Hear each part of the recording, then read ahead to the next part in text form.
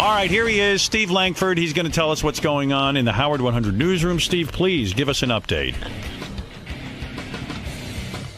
All and right, I Steve. guess Eric will be yelling at him. Oh, Eric the Midget has a problem with you. And in fact, our lead story today.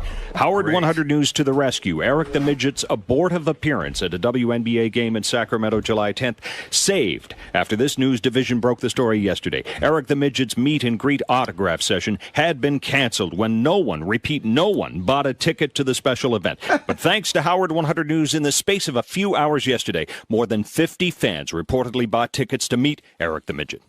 So, Eric, I guess you're not so mad at Steve. He saved your appearance. The fuck up. You are not the reasoning for the ticket sales, you egotistical asswipe.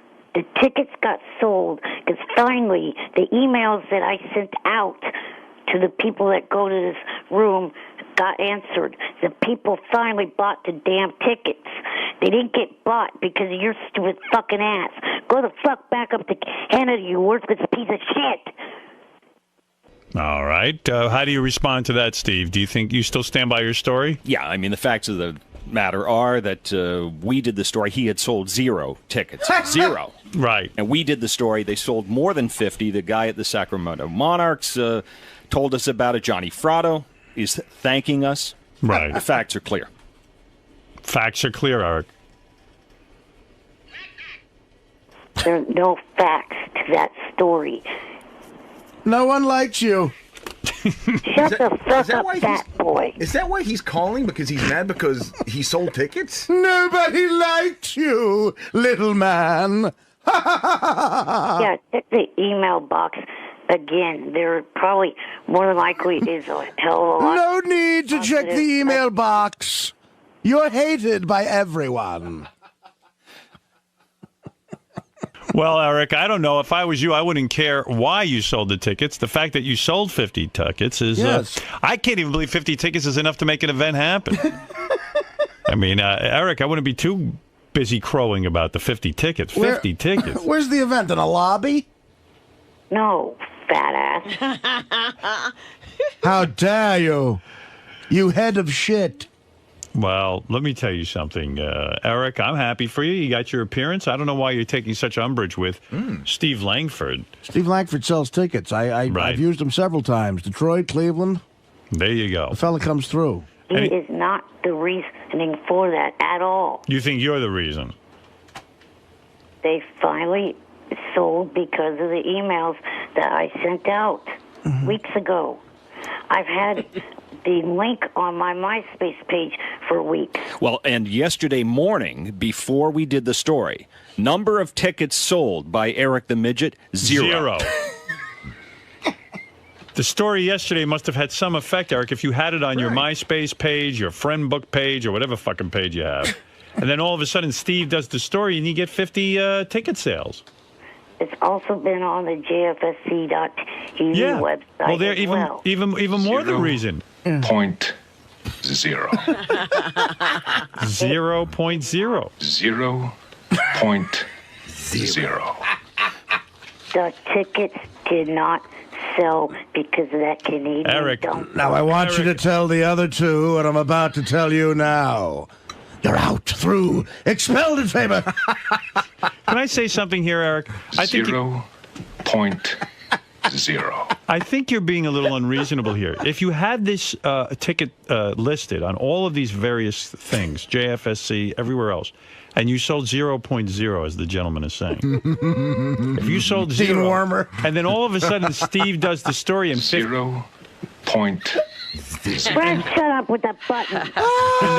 and then all of a sudden now you're selling tickets. Certainly you must give Steve the credit. Really? Stop being ungentlemanly. He's helping you. Every week there's a new example of you acting like a shithead boob. Really? I'm not giving that shithead credit for shit. Well, Even if he deserves it, is what I think you're making a mistake. I don't think that's fair to Steve. Him covering the story helped you. Really? I hate Langford. I want you to fire his dumb, shitty ass. Why? Because he has a huge penis? Right. Well, why do you hate Steve? I mean, helped you. He's helping you. 0.0.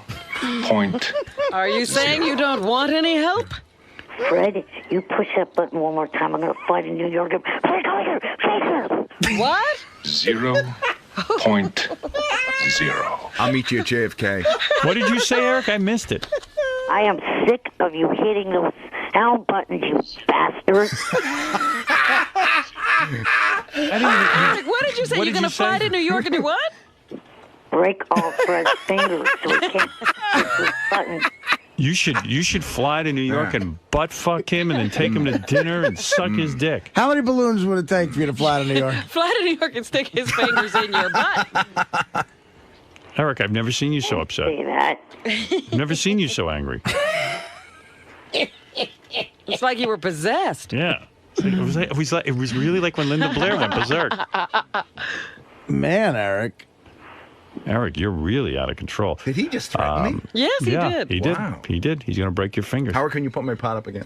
Oh, I'm sorry. Hey, Steve. 0.0.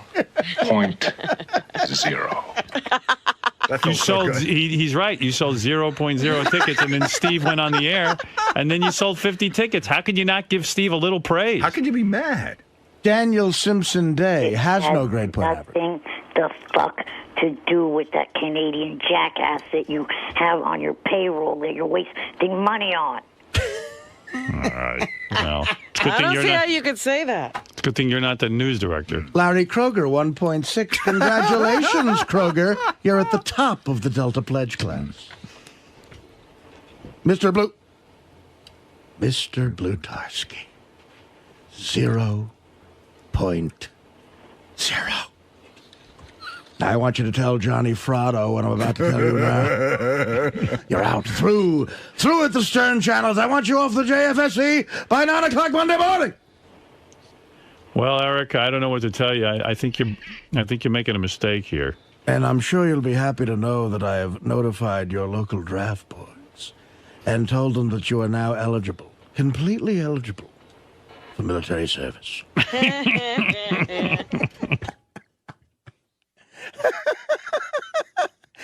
Where's that guy's Academy Award? Steve, are you sure before your story not one ticket sold? This is according to the Sacramento Monarchs. Wow. When did the tickets sell, Steve? After we went on the air yesterday with this. Ah, so Haven't you sold the dumbasses tickets. heard of coincidence? What? Coincidence? That's an extraordinary lack of success, Eric. We've seen losers on this show, but not on. You are a loser's loser. Yeah. Scott the engineer looks like Donald Trump. Eric, the facts are in. I'm so sorry. I don't mean to insult you, but it was Steve's story that did help you. It was not. Would you agree it's possible that Steve's story helped you? No. All right. If you're going to insist. Let's say this. The fact that you were say you involved. shut up. Let's say I shut up. Oh, man. Let's say this. Because you were involved, you did get a story done that helped to sell the tickets. Surely you'll admit that. Come Yeah, on. that's a good compromise. It doesn't make you look like a total dolt. Saves face. Steve, how many tickets do you think you'll sell today for Eric? I hope a lot more. I mean, he's very angry, but the fact of the matter is, when we do news stories, sometimes they have results. Yeah. Clearly. Yeah. And by the way, the event was completely dead in the water, right? They weren't going to have it. Yeah, they had canceled it. Done. Now it's going to happen, right? Yeah, now they say it's back on. Oh, look at on Eric's website. It says 0.0. By the way, they weren't going to cancel it straight out. What do you mean? You have misinformation on that, just like that asshole has misinformation on a lot of shit he reports. All right. Well, I want to know what the event was going to be. Like, what were you going to do? Here's what it was. Again, it was I was going to blow everybody. Sacramento Monarchs versus the Los Angeles Sparks. Sparks meet Eric the actor. Exclusive pregame autograph session and meet and greet with Eric the actor. The first 100 fans to purchase tickets will receive a special limited edition Eric the actor T-shirt. Wow. Wow, so there's still 50 of those left, is what you're saying. So how much does it cost to see Eric? Tickets, you also get to see the game. $20.50, $26.50, and $39.50. And the Monarchs are in on this? Yeah. Wow. If you see if you stay to watch the game, it's only $10. All right, Eric. Well, thank you. You've had your words. And wait a Anything second. else you want to say to Steve? I want to just say, to prove something to Eric. This is Jeff, who processes the tickets for the Monarchs. Jeff, are you there? Yes, good morning, Howard. Okay, what do you do for the Monarchs? I am the processor of the tickets. I coordinate all the tickets, the VIPs, and whatnot. I'm also a listener of Sirius Satellite Radio. Okay, and what did you find out? Well, I do gauge all the ticket sales on a daily basis, and I can tell you this. There were absolutely no tickets sold prior to Mr. Langford's announcement on Sirius Satellite Radio. Well, what do you think of that, Eric? I don't believe this because Jeff is not the person that I'm in contact with. I do the computer processing, Eric. Jeff, are you sure your name is Jeff and not Sal? Who's Sal? All right, thank you. Evidently not a big listener. He doesn't know Sal. All right, thank you. 0.0. Yes, Steve. Eric may also be interested in this. Howard 100 News getting our grubby paws on pictures of the special limited edition T-shirts that lucky fans could win for meeting Eric. Eric, the original gangster, they read, in this other style featuring Eric the aviator. The captain reading, "Fly me to the moon." We have balloons on this T-shirt. Oh, so Eric never having flown with balloons now makes a T-shirt with balloons. Oh, you bastard. I didn't okay that one. I asked him to cancel that one. All right. But it's still there being offered. Yeah. In your name. Who dumped a You're an whole annoying bitch. Shut up. Who dumped a whole truckload of fizzies into the swim meet? Who delivered the medical school cadavers to the alumni dinner? Every spring, the trees are filled with underwear. Every Halloween, the toilets explode. You're talking about the JFSC, sir. Of course I'm talking about the JFSC, you twerp!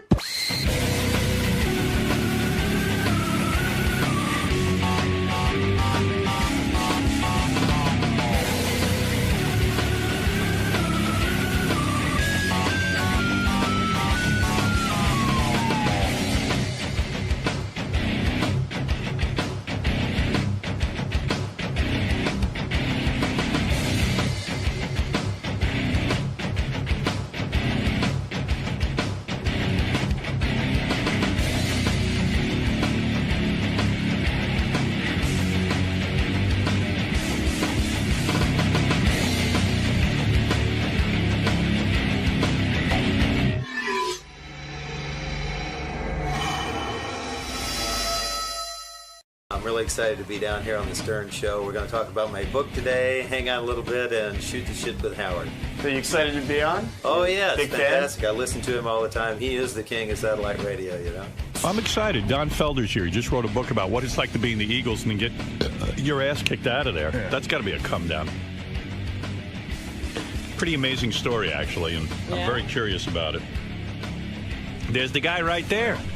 Yep, there he is. There he is. That's the guy. In person. How you doing, But man? maybe it's good to be able to get the Eagles money without having to be an Eagle. Hey, that's the idea, you know? There you go. Now It's a wonderful thing. Now you're talking. It's a lovely, lovely thing. Well, a pleasure to meet you. Yeah, it's nice to meet you, too. I was actually doing a radio interview up in Calgary a couple of weeks ago with a guy that's a huge kind of radio talk show host up there. Right. And he said, when you see Howard, tell him he is definitely the king of that's satellite nice. radio. That's nice. And What's you that are. guy's name? Do you even His remember? name is Dave Rutherford. Well, thanks, Dave. That's nice to say. Yeah, absolutely right. So, you know, the one thing before we get into the outrageous history of you and the Eagles, I love that video. They show it still on VH1 every once in a while, where of course it's the live Hotel California, and you and Joe Walsh are standing there like rock gods. Sure. And you're playing that duet, you know, the instrumental part, and you kind of lean into Joe during that, and you tell him something that cracks him up during it because he starts laughing. And I always love when musicians talk to each other on stage. It's kind of cool. You wonder what they're talking about. I've heard you reveal this, but maybe now you'll do that for my audience. What do you lean in and say to Joe Walsh to cause him to laugh during Hotel California? Back in those days, we used to do a lot of drugs, and people would walk around with reminiscence glistening on the tips of their nose. And so if you had that on your face, somebody would say, "Hey, you're showing." Right. So we're in the middle of filming this. This is pre-VH1 and pre-MTV, and we're actually filming this so we can send it over to Japan and Europe and whatnot, so people can see what this is about, which was the way you promoted stuff before you got on MTV. Sure. So in the middle of filming this, I just lean over to Joe in the middle of that solo and go, "You're showing." He had a big Coke booger, didn't he? He did. He did. He didn't really. It was just a joke. And Joe laughs, of course. So Joe. there is the secret. There it is. That is what is revealed. You know, that story's cooler than I thought it would be. That's great. Artie needs Coke now. You were a member of the Eagles from 74 to 80, and I didn't even realize you weren't an original member of the Eagles. They brought you in to, I think, kind of rock things up and cool it up a little bit, because the Eagles were more like a country band almost. And then they brought you in, right? You were the guy they figured could make them rock and roll. That's exactly what happened. Yeah, they were playing, Take It Easy and Peaceful Easy Feeling and those sort of songs. Yeah. Great songs, but really kind of country-oriented. And AM radio in the 70s, you had to have a special format. It had to be 3 minutes long. You had to have an intro that was under 30 seconds so the DJs didn't have a long time to talk before the singing started. And everything that was on the radio was either rock and roll or R&B. So it was very calculated on the part of the Eagles. And when I say the part of the Eagles, I mean, Frey and Henley. Fry and Henley. It was really sort of brilliant on their part to say, we need a guy who can make us even more acceptable to the rock and roll world. It'll make us a bigger band. That's exactly So it was right. smart to bring you in. Now, how did they find you? I mean, why you? Yeah, why you and not I keep me? asking myself that question every day. Why me? Why you? Well, one of the guys that was in the band, original member, was a guy named Bernie Ledden, and he was a brilliant guitar player. If you listen to the first couple of records, he was a brilliant bluegrass and electric country music guitar player. Right. And Bernie and I were actually high school friends when we were 15 and 16 and had a band together in Gainesville, Florida, where we grew up. Right. And Bernie left Gainesville and moved back to California and was in the Flying Burrito Brothers and a few other bands, and finally wound up in the Eagles. And so when he would come around to different cities that I was in, we'd get together and I'd go backstage and hang out and play with them and just say hello. Right. And I wound up seeing them in Boston, I think at Boston University or something, in '71 when they were opening for the Yes. Right. So they were just starting out at the time. I went back and saw Bernie and my buddy and hung out, and we played backstage, and Glenn and everybody was there and kind of saw me and went, wow, that's great. And Bernie kept calling me to get me to move out to L.A. He said, the music business isn't happening in New York. It's not in Boston. It's in California. And in those days, in the 70s, it really was. That was the California sound. So eventually I took his advice and moved out to L.A. in my U-Haul trailer and my '65 Volvo, and got a couple of jobs out there working for Crosby Nash, being Stephen Stills, playing. So you were really connected. I mean, you knew a lot of guys. You knew Crosby, you knew Nash, you knew you knew a lot of the big acts, right?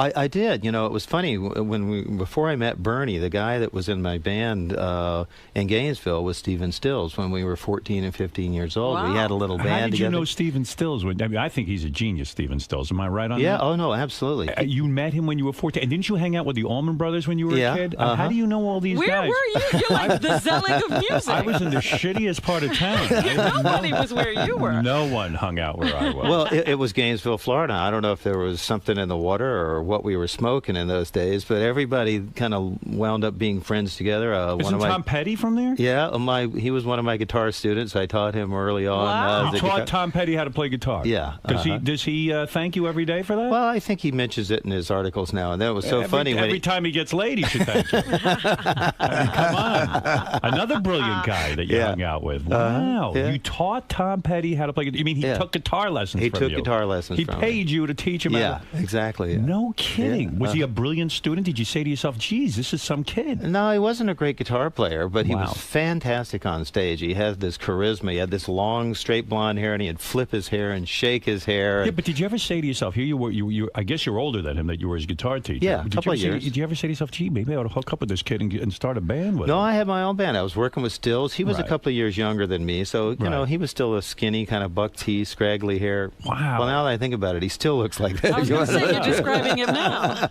I mean, how much did you charge Tom Petty for a guitar I think it was lesson? $3 an hour. $3 an Yeah, hour. but I Should've didn't. charged I him was more. I working was at going to this. say, what do you charge today? I mean, inflation has I was working at this music store, and I didn't really get paid cash. I got paid credit on the store account, and Right. I would save up my money so I could buy strings or chords or a guitar or something like that. Did in you ever exchange. imagine that you would be something bigger than a guitar teacher? I mean, No. it's such a lucky business, right? Oh my Lord! Yeah, it is. I mean, it's I'm crazy. I've been so blessed to be able to come from such humble means, where I grew up on a little dirt road in the Palmetto fields of North Florida. Imagine if you to- said to Tom Petty when you would teach him, you said, listen, schmuck, I'm not going to charge you. You just give me 1% of your career if you ever take off. I should send him that. Say, Yeah, you know, right. I'm entitled a percentage of what you make because I Wow. started you off. How here. many years did you teach him? Well, I was there for about a year and a half or 2 years in town Wow. before I left. No kidding. Yeah, once Bernie left, I put together another band and actually moved to New York and worked here in New York. Lived down on Horatio Street when it was actually the meatpacking district before it was so cool. Did you have credentials as a guitar teacher? In other words, were you you're able to read music and you're able I to... taught myself. You taught Yeah. yourself all that? Uh-huh. I exchanged lessons in this other school of music. This guy named Paul Hillis had gone to the Berklee College of Music and came back to Gainesville and opened this little music school. And so he taught me to read, taught me music theory, composition, and that sort of stuff. So every hour that I would teach his guitar students, Right. he would teach me music and theory. So it was, because I had no money. I couldn't So you pay were, for of anything. course not. You were hanging out with Stills, and you were hanging out with these guys, Allman Brothers, all these guys. Yeah, uh-huh. And yet, the Eagles are the ones that figure out, let's put this guy in our band. Sure. I mean, this is the guy. Yeah. And they figured that out. Why? What had you done that was so remarkable to them that said, man, this is the guy that can make us go to the next level? Well, every time they would be at rehearsal out in L.A., when I was in town, if I wasn't out on the road working with somebody, I would go in and just hang out at their rehearsals, sit in and jam with them and play with them. And So you helped them write music. No, I didn't help them write music then. We would just jam. Just jam. Kick around and have a good time and they kind said, of this get is off. the right. This guy's got the right vibe for us. Yeah, and we were exciting, and, you know, it was just fun. And they offer you a full partnership in the Eagles. That's in other correct, words, yeah. you were a full partner. When I say that, some bands, let's say, have one or two guys who write the songs and stuff, and then they have members who don't get a full partnership. They get paid well, but they're employees. Correct. But you were a full working partner. Yeah, Like you signed a contract with them. And That's you said, right. look, I'm a full-fledged member. Uh-huh. If they hadn't made you a full-fledged member, would you have backed out and said, this is probably not for me? Well, no, at the time I received the offer to come in and play on this session, I just went in to play with a bunch of friends of mine in the studio, and I played slide guitar on this song called Good Day in Hell. Right. And I got a call the next day asking me to join the band. And I, at the time, was actually being Stephen Stills with Crosby Nash. I was playing Stephen's parts, Right. ironically enough, with that band. And my wife was pregnant with our first kid. And I was... So you were a married man with a pregnant wife, and things were about to really change in your life. You're about to be a member of the Eagles. Yeah. Did you go berserk when you became an Eagle? Did you cheat on your wife? Did you have multiple sex partners? Did you constantly They bang? gave him those with the contract. Yeah, that all came with the territory. You know? Did it Yes, really? Yeah. Unfortunately, yeah. You know, I was raised, like I said, in very humble means in the South. I was dragged into church, into Sunday school from the time I was old enough to remember, Right. with my mother, and had a really religious upbringing. And then when I joined the Eagles, I was drugged and I was drugged into sin and all sorts of promiscuity. Right. My whole life and everything changed. Right. It was. Did you become a drug addict? I wasn't addicted to drugs. Right. I did more than my fair share. What was your thing? Coke? Coke, yeah, absolutely. No I was, heroin? Really? No, I never did heroin. No, just I didn't Coke, like pot pot. a whole No, lot. No, just Coke. Just Coke, and I Coke drink would a you- little Remy Martin to take the edge off, you know. But other than that, it The was... band was fueled by Coke back then, yeah, right? everybody was. Yeah, doctors, lawyers, musicians. Everybody was high. Yeah, Yeah, uh-huh. all the time. Yeah. In fact, you even say in your new book that you hung out with Keith Richards a lot, and you found him. You thought he was dead in a room, right? But then it turned out you saw him on stage that night and he was alive. But you I was going to say, please tell me he really doesn't take drugs. That's an act. You literally thought he was dead, right? Well, yeah. All I saw was a foot sticking out of his bathroom Wow. in his bedroom there, and I this kind of pale gray glow about him, and I went, oh no, I hope I haven't been the one that discovered him. You know? Yeah, you don't want to go down. Yeah. What were the circumstances? A party or something, or pre-show? It was after show, post show, yeah. And we were in Kansas City. As a matter of fact, we weren't playing with them or opening for them or anything. We just happened to be. They were playing one night in Kansas City Stadium, in the Chiefs Stadium, and then we were playing some other gig, and we wound up being on the same hotel where they had the top floor with all their gorillas as security, and we had our next floor down with our guys.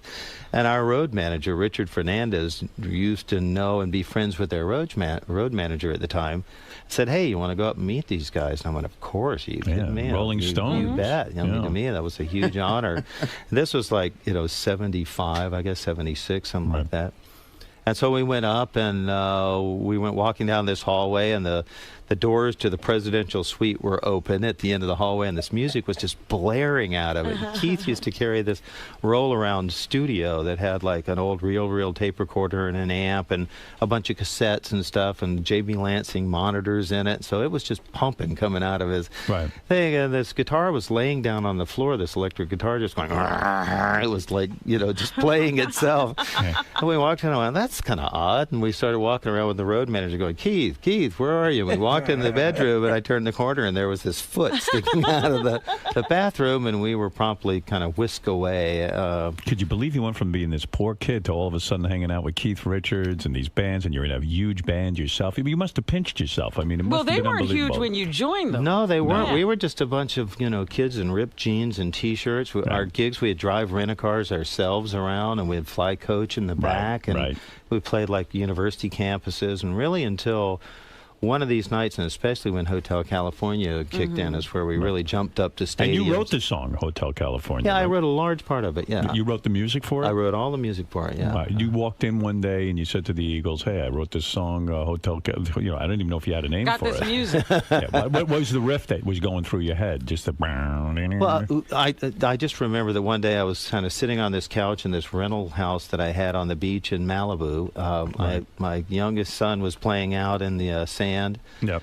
Kind of the California summer sun was glistening on the water. I had on a pair of cut-off shorts and was just got out of the water, and I was sitting there just playing acoustic guitar, and kind of out came that introduction, and I played it and played it and played it about 4 times, and I went, I've got to go record this before I forget it. And when you're having that, do you go to yourself, I think this is a huge moment, but you don't know. It just sounded like a kind of a nice progression. I went back and recorded it on a tape recorder, and actually I was working on the songs for Hotel California, and I had like 15 or 16 other songs, and so I threw that idea down and went back out and jumped in the water, and then about 4 or 5 days later, I came back and started listening to that reel of song ideas, and I went, I'm going to finish that one. That sounds like a good one. And I had an old Roland Rhythm Ace, which was this funky drum machine that piano players used to play in these bars, and it had a cha-cha beat and a samba and all that stuff. And you hit the drum beat. I found the closest one to it, and then laid down a bunch of guitars on it and played a bass part on it, and pretty much wrote almost identical what's on the record, the 76 record, with the exception of a few guitar solos on the end. So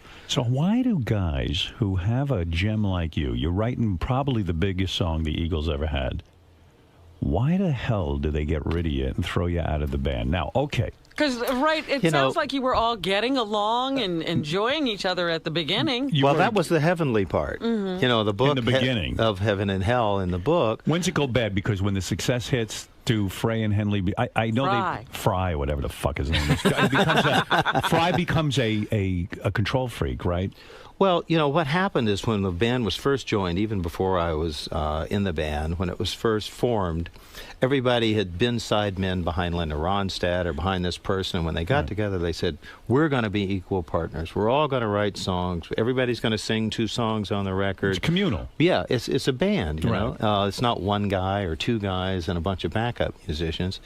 And it was still going on when I joined the band, and that way we formed this company called Eagles Limited, which was a 5-way partnership that everybody owned a fifth of the band, of Cool. the name, the merchandising, the tickets, everything. Sounds great. Everybody's driving in the rent-a-cars. Everybody's in the studio. Everybody's working. Everybody gets a fair Everything's share. equal. Yeah. Right. Right. Right. And then as time went by and the main songs that became hits were sung by Henley and Fry, they People got seemed to some feel thoughts. somewhat more entitled to a larger share Right. of the proceeds and ownership and control than other people in the band. And I know from the book that you began to look into this. You would say to the business manager, wait a second. I'm driving around in a shitbox. These guys have limousines taking them everywhere. Is that what they did? They started Right. doing that kind of thing? Well, yeah, and guess what? When they're riding around a limousine, guess whose share is Being eaten up. being eaten up? That's Yeah. right, yeah. That's right. So, you know. Well, there's an old adage in Hollywood amongst managers and in the music business that says, pay your acts enough money that they don't ask questions. Right, right. And the trouble really started around the end of the 90s when I started asking questions. I was CFO of this company. Right. And I was only 1/3 owner with Henley and Fry. Bernie had left and surrendered his shares back to the corporation. That was smart. Randy had left Right. and surrendered his shares What did they back hold, to a the gun to their heads? What- Yeah. No, they wanted to quit. They just wanted out. had They enough. wanted, this is awful. I want the hell out of here. It was awful because those guys have become demons, Yes. in your opinion? Yeah, and controlling and made work and playing music should be like a child at play. It should be Right. fun and exuberant and exciting and it's hard to be creative. But, most of us try to imagine this, because being a musician and getting in a big band is so, the odds are so against you that when it happens, you think you could put up with almost anything. I mean, when you describe things were bad, you're talking about even those guys fought with each other, right? They did, yeah. As a matter of fact, I don't know if you watched the last 60 Minutes interview where they were on 60 Minutes, where Don and Glenn were sitting in this booth together. But wow, it was just difficult to watch them, the anger and tension and frustration and venom that those guys Those two managed bastards- to conceal as best they can. Those two really bastards comes need each other. Yeah, they do. And yet they hate each other. And that is why. It's Why like do you think staying they hate together. each other? What is it? What is the reason? I mean, they seem like two reasonable guys. They Why do? they hate each other? I mean, they're human beings. I mean, what could be... here's Gary Dell'Abate. Well, that's why they're He human has beings. an answer, apparently. Why do they hate each other so much? What is the dislike? What is your answer, Gary? I read the book, so I think I have a pretty good idea of it. The band started out as 5 equal members, and everybody would write songs and contribute. Right. And then it just became Henley and Fry contributing songs, and everybody got less and less. But then it became really obvious that Don Henley is like a machine, like a songwriting machine, and even Fry's songs weren't good enough. And then that became the tension between the two of them. So then it became... That is very well said. Yeah, your book was you got amazing. A lot, you gleamed a lot from the book. Yeah, didn't the you? two stars, then one outshone the other. Yeah. Did you feel guilty writing the book in the sense that, oh, gee, that's not very rock and roll? Like, okay, you keep your secrets and all your stuff to yourself, and you don't squeal on your brothers, even though they're messed up brothers or anything. Like, it's almost like a family. Did you feel? Where did that rule get written? I'm asking. Did you ever have any moments of doubt about writing the book? No, really, what happened was after in a period of 12 months, I went through a divorce from my wife, which was we'd been together 29 years. How much pussy were you getting, if I can be crude? I mean, was it crazy? During your marriage. That's fairly crude. We know you can be crude. Don't ask that question. Tell me, what was going on in your life? I mean, poor you. You're married. You probably said to yourself, please, Mr. Penis. I don't know what you call what do you call your penis? I don't know. Everybody. Mr. Penis. Mr. Penis. Mr. Penis. is You good, probably yeah. said, Mr. Penis, please don't lead me to temptation. But it's almost impossible to resist, isn't it? I mean, the world is a candy store. we had this organization called the Third Encore, which Right. wasn't my idea. I wasn't in Okay. charge of it or anything. We used to go out and do our shows. We'd do 2 encores, Right. and then during the show, we had guys that would go out in the audience and hand out these little buttons. They were like campaign buttons that had 3E written on it, which stood for the Third Encore, Right. to the most beautiful women they could find, Right. by the hundreds, Oh. and say, the Eagles want you to come to this private party. It's upstairs at this suite, blah, blah, blah, blah, blah. And so by the time we finished and got off stage and jumped in the car and went back to the hotel, got to the room, showered, and then went down to the suite, which was furnished with champagne and hors d'oeuvres and appetizers and Wow. all sorts of other party It's like supplements. the greatest bar mitzvah ever. It would be wall to wall with women that were just dying to meet you. Wow. And whose idea was that? Because that person should have been a full partner. He was. Yeah. It wasn't my idea. That should be a third partner, just the third encore guy. And I love that there was a name, the third encore. I mean, it's brilliant. That guy's a genius. Yes. Screw Hotel California. And the women would be there and throw themselves. How long were you able to resist? Because you were married.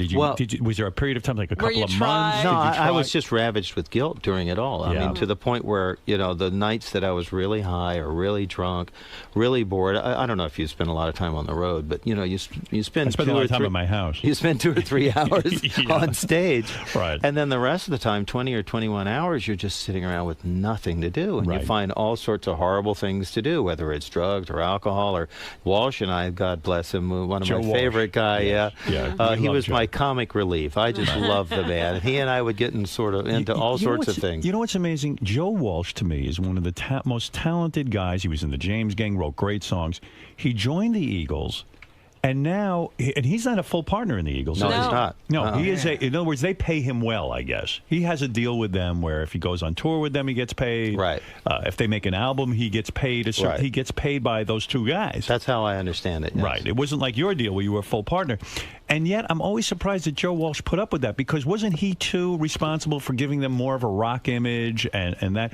And they control him so much that he was not even allowed to dance on stage, right? They would tell him no dancing on stage. Joe and I used to dance on stage during all they want to do is dance. Right. And we would get together and play these guitars and dance and just kind of hammer around on the camera. It's fun. And Henley would say he didn't like the camera being moving on away us. from him. Yeah. Right. So we were a distraction from the Don Henley show, and so we were reprimanded. So we literally started standing almost with our feet nailed down to the floor on that And song. you were probably like, well, I'm being reprimanded, but I have just as much say in this band as the other guys. You bet, absolutely. I mean, that's got to drive you nuts. Yeah, I was castigated one night for wearing the wrong color shoes on stage.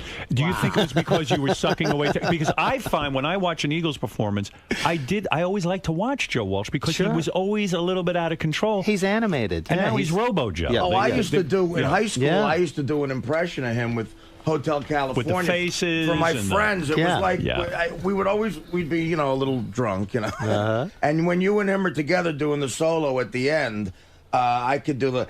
Those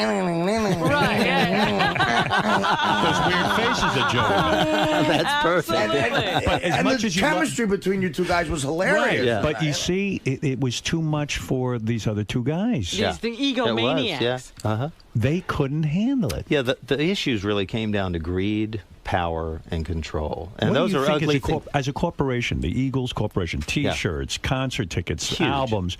What are we talking? Billions of dollars. Billions Wow. of dollars. And you know that because you were a part of you it. were a part. Yeah, But you thought that the books were being cooked, and you sued to get more money, right? Well, no, what happened was I started asking questions, and I started getting these kind of sandbag answers. Mm-hmm. And as CFO, I thought that I should have the right to at least see what's going on. We're How much talking money are we making? We're talking billions Where are of the dollars. expenses going? What's happening? What kind Right. of deals are you guys making for records or touring? Or, hey, what's going on, You're a partners? partner. Yeah. Right. And so my lawyer started asking these questions since we couldn't get any answers directly. Mm-hmm. And after he submitted, even though we had been promised in contracts along the way that they would provide us this information, his last letter was sent saying, hey, you promised us to give us this information. When do we get it? And the next day I got a phone call saying I was fired. How can you be fired? You're a partner. Well, that's the point. So if you're a shareholder in a corporation, if you own or have a position where you work for the corporation, they can remove you from that job. But so they can't. you were fired. The guys As a didn't guy even on come and stage. say to you. They didn't talk it to was me at through- all. They wouldn't talk to you because wouldn't you speak. dared to ask questions about your share. Well, that's right. Yeah. So you did sue. That's right. It was the only way that we even spoke to them and said, hey, you leave us with no resort other than to file this litigation. We don't want to do this. Believe me, I've never been in a lawsuit with anybody, and I hope I'm never in another one in my whole How life. long did the lawsuit take? 6.5 years. And I presume you won and got hundreds of millions of dollars. We settled. You settled? Yes. Why did you settle? Well, So you settled. You got tens of millions of dollars. well, you know, in I that, hope. in that settlement, there's you know, a non-disclosure I see. confidentiality agreement that I Right. can't discuss the intimate details of it. Although I'd like to. But I would imagine you're still a partner business-wise with these Eagles. I can't discuss that. You can't either. even say that. But Oh, see, because I need to know now when they're on stage, are they working for you? I can't discuss. Well, that. they play Hotel California. They close every night with Hotel California, and it's a big part of the show. Thank God you made that deal where you were in writing a full partner. Otherwise, you would have been screwed. Absolutely, right. yeah. Yeah, that's And- not very rock and roll, is it? That What, they being did screwed that? in the music business? Yeah. It's historic. Oh, it's Everybody historic. gets screwed. Either the record company screws you, or this the is manager screws you. But this is or your somebody. bandmate screwing you. Yeah, that's especially, you know, the irony of it is I think Don Henley was the head of Coalition for Artist Rights. Wow. But let me ask you were upset. which is a bit hypocritical. You were even know. upset with Joe Walsh. You felt when you got thrown out of the band, he would have stuck up for you more. Well, yeah, I called Joe right after I got the phone call, and Joe and I had been, I mean, literally, I drove him to rehab. I, you know, put him in my car and took him there and did everything. By the way, everybody drove Joe to rehab. Oh, they did? That wasn't a big deal. Not everybody got him to go in. Well, Go ahead, yeah. I only had me and Joe in my car. I'm just joking. Yes. And so you say you were so close with him, and then Yeah. you call him up and say, Joe, I just got thrown out of the Eagles. Let's go in there and tell those guys off. Yeah, well, And what it happened? put Joe in a really difficult situation. I mean, Right. you were talking about the control they have over him. Yeah. And he would have had to make a decision to put himself in a position where his neck was in the guillotine as well, along with mine, or just kind of step back and go, I'm sorry this happened, is kind of what he did. So And he did. He remained silent. And Yes, were you he angry did. with him at that time? I wasn't angry. I was more hurt than I was angry, Right. you know, But 'cause you I really could felt... understand he didn't have that He protection. didn't have the protection. He didn't have the power. As a matter of fact, in my inquisitions, I was really asking not only for my benefit of what was going on, but for Joe and Timothy as well. They had no right to ask for anything, Right. and had not asked for anything. I mean, I'm sure whatever Joe gets paid is a nice paycheck, but it's a paycheck. That's it is right. not ownership. That's right. But if he writes a song, He owns the he owns publishing or something, I guess. right? But who knows? Or is it Maybe like working for the telephone company? Anything you discover, it belongs to us. I don't know right now what exactly Joe's deal is with them. Right. I can't discuss. Well, that. they have an in your Eagles. non-disclosure, what about writing the book, though? Didn't they say to you, you are not allowed to write a book or talk about us or anything like Well, that? that was their countersuit. And Right. then the last contract we signed, what we would do is we would sign these ongoing contracts for every tour we did. Say, Right. okay, we're going to do this and in this. And the last couple of contracts we signed, they put in this thing that said nobody can do press or radio or newsprint or write a book or anything without the express written consent of Henley and Fry. In other words, you couldn't open your mouth unless they Right. said it was Right, okay. right. Wow. That's, I mean, So, But the term of those agreements were only for the tour. I see. But why write the book? In other words, you're a wealthy man. You Okay. have more money than you'll ever Yeah, need. let's go back to where I was when I was terminated. I'd gone Right. through a really long, difficult time, divorce with my wife, 29 years. So half the money went out the window. Well, I didn't care about that. My heart went out the window is what really mattered. I So don't I'm care about sitting that. I'm sitting in a really dark place, you know. Right. And so I started doing a lot of meditation. And while I would meditate, I kept reliving how I had gotten from that little dirt road in the south to where I was right now, having gone through all the steps these along the roads. way. Yeah. Yeah, everything that I'd done. So finally, I sat down at this computer and I started writing this stuff down. Not with the intent of writing a book, but just more self-therapeutic than anything, cathartic. Like a journal, to just, yeah. to just kind of start looking at myself and understanding more clearly, mentally and emotionally, what had happened to me. Finally, I've realized I've got hundreds of pages of this stuff, and my fiance said, you should write a book about this. And I went, that's not a bad idea. You're a creative guy. You're looking for creative outlets. But I didn't do it with any sort of like sword in hand to decapitate people or show anybody for their warts or anything, because we all have warts and stuff in our But lives. I'm sure Fry and Henley hate this book. Well, I don't know. I've only heard from their lawyers. I've never heard from them. that means they hate it. The lawyers don't call and say, God, great book. So you and you have a son from your first marriage. Was he angry with you?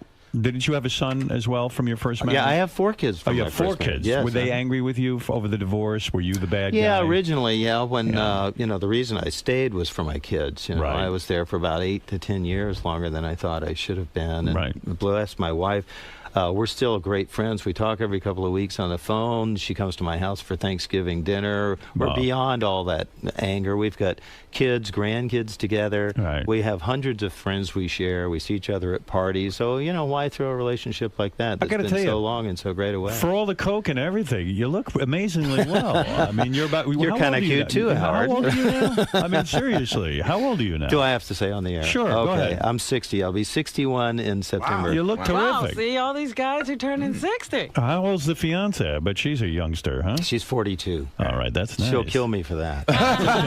Where'd you meet her? Is she hot? Yeah, she's beautiful. She was bet. Miss Niagara. She's Canadian and I was wish I could see a runner-up picture. to Miss. Cool. It's in the book. There's a photograph in the book. Naked or clothed? No, not.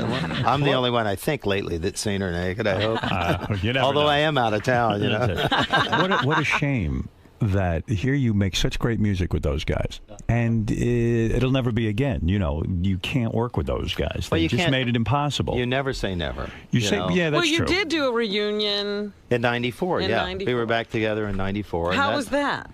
Well, that was it was separatist, segregated, There was no communication during that? very little. As a matter of Right. fact, everybody went in separate cars to the show. We had separate dressing Wow. rooms backstage. As soon as the last note was off, we scattered. Didn't you say at one Nobody point? wanted to be in the same room. I saw you guys It was at fun. Giant Stadium. Oh, yeah, that was tour, great, and yeah. it was a great concert. But it just.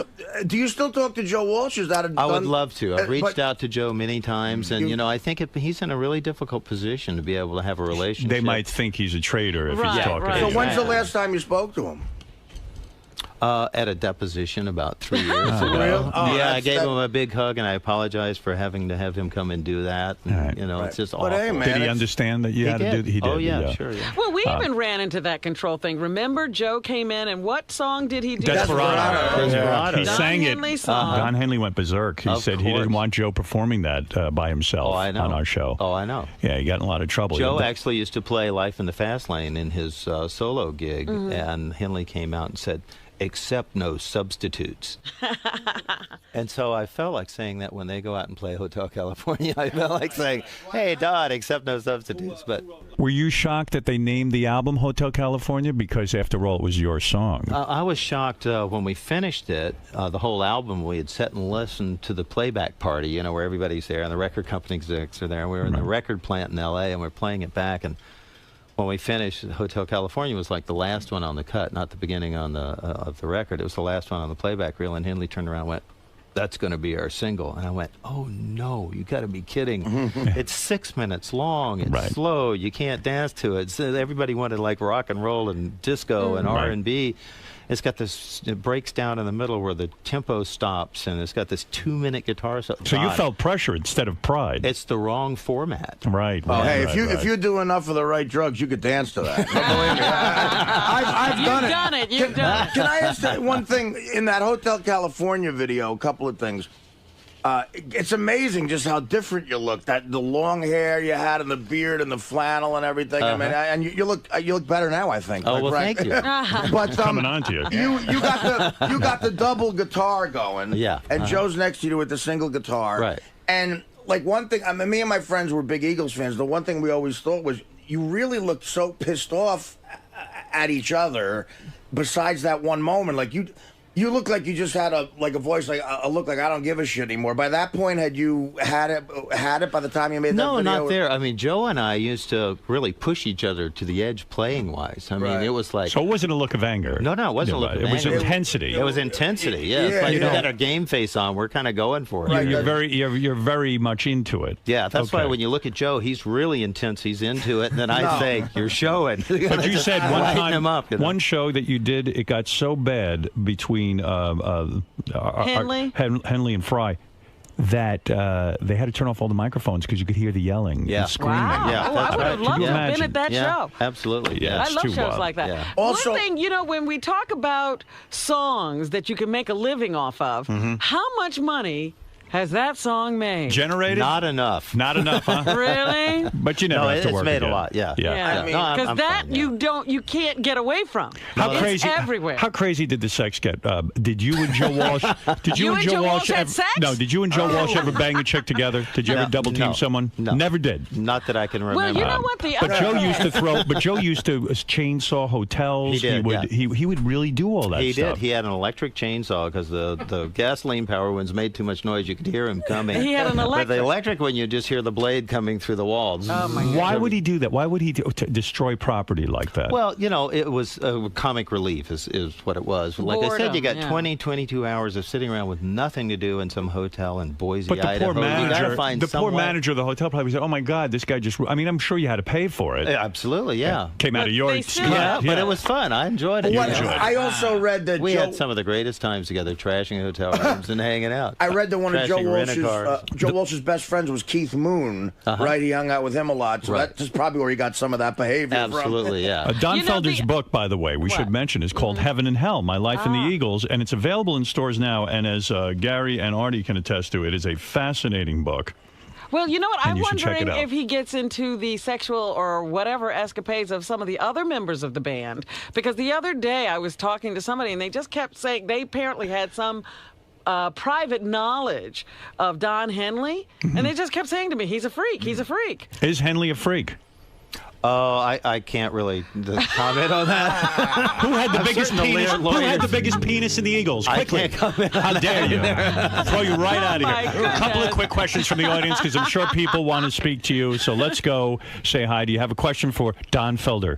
Hey now, Hey how you guys now. doing? Hey Don, it's an honor to talk to you, man. Oh, I love all your work. God bless you. This is Michael Bradley, and I don't think the Eagles are the same without you. And what do you think of the new album? And do you think Artie should boycott the Eagles show that he's going to go to? Yeah, you're going to see the Eagles, aren't you? Yeah. At the Borgata in Atlantic City, I have plans, but I might not go now because I like Don.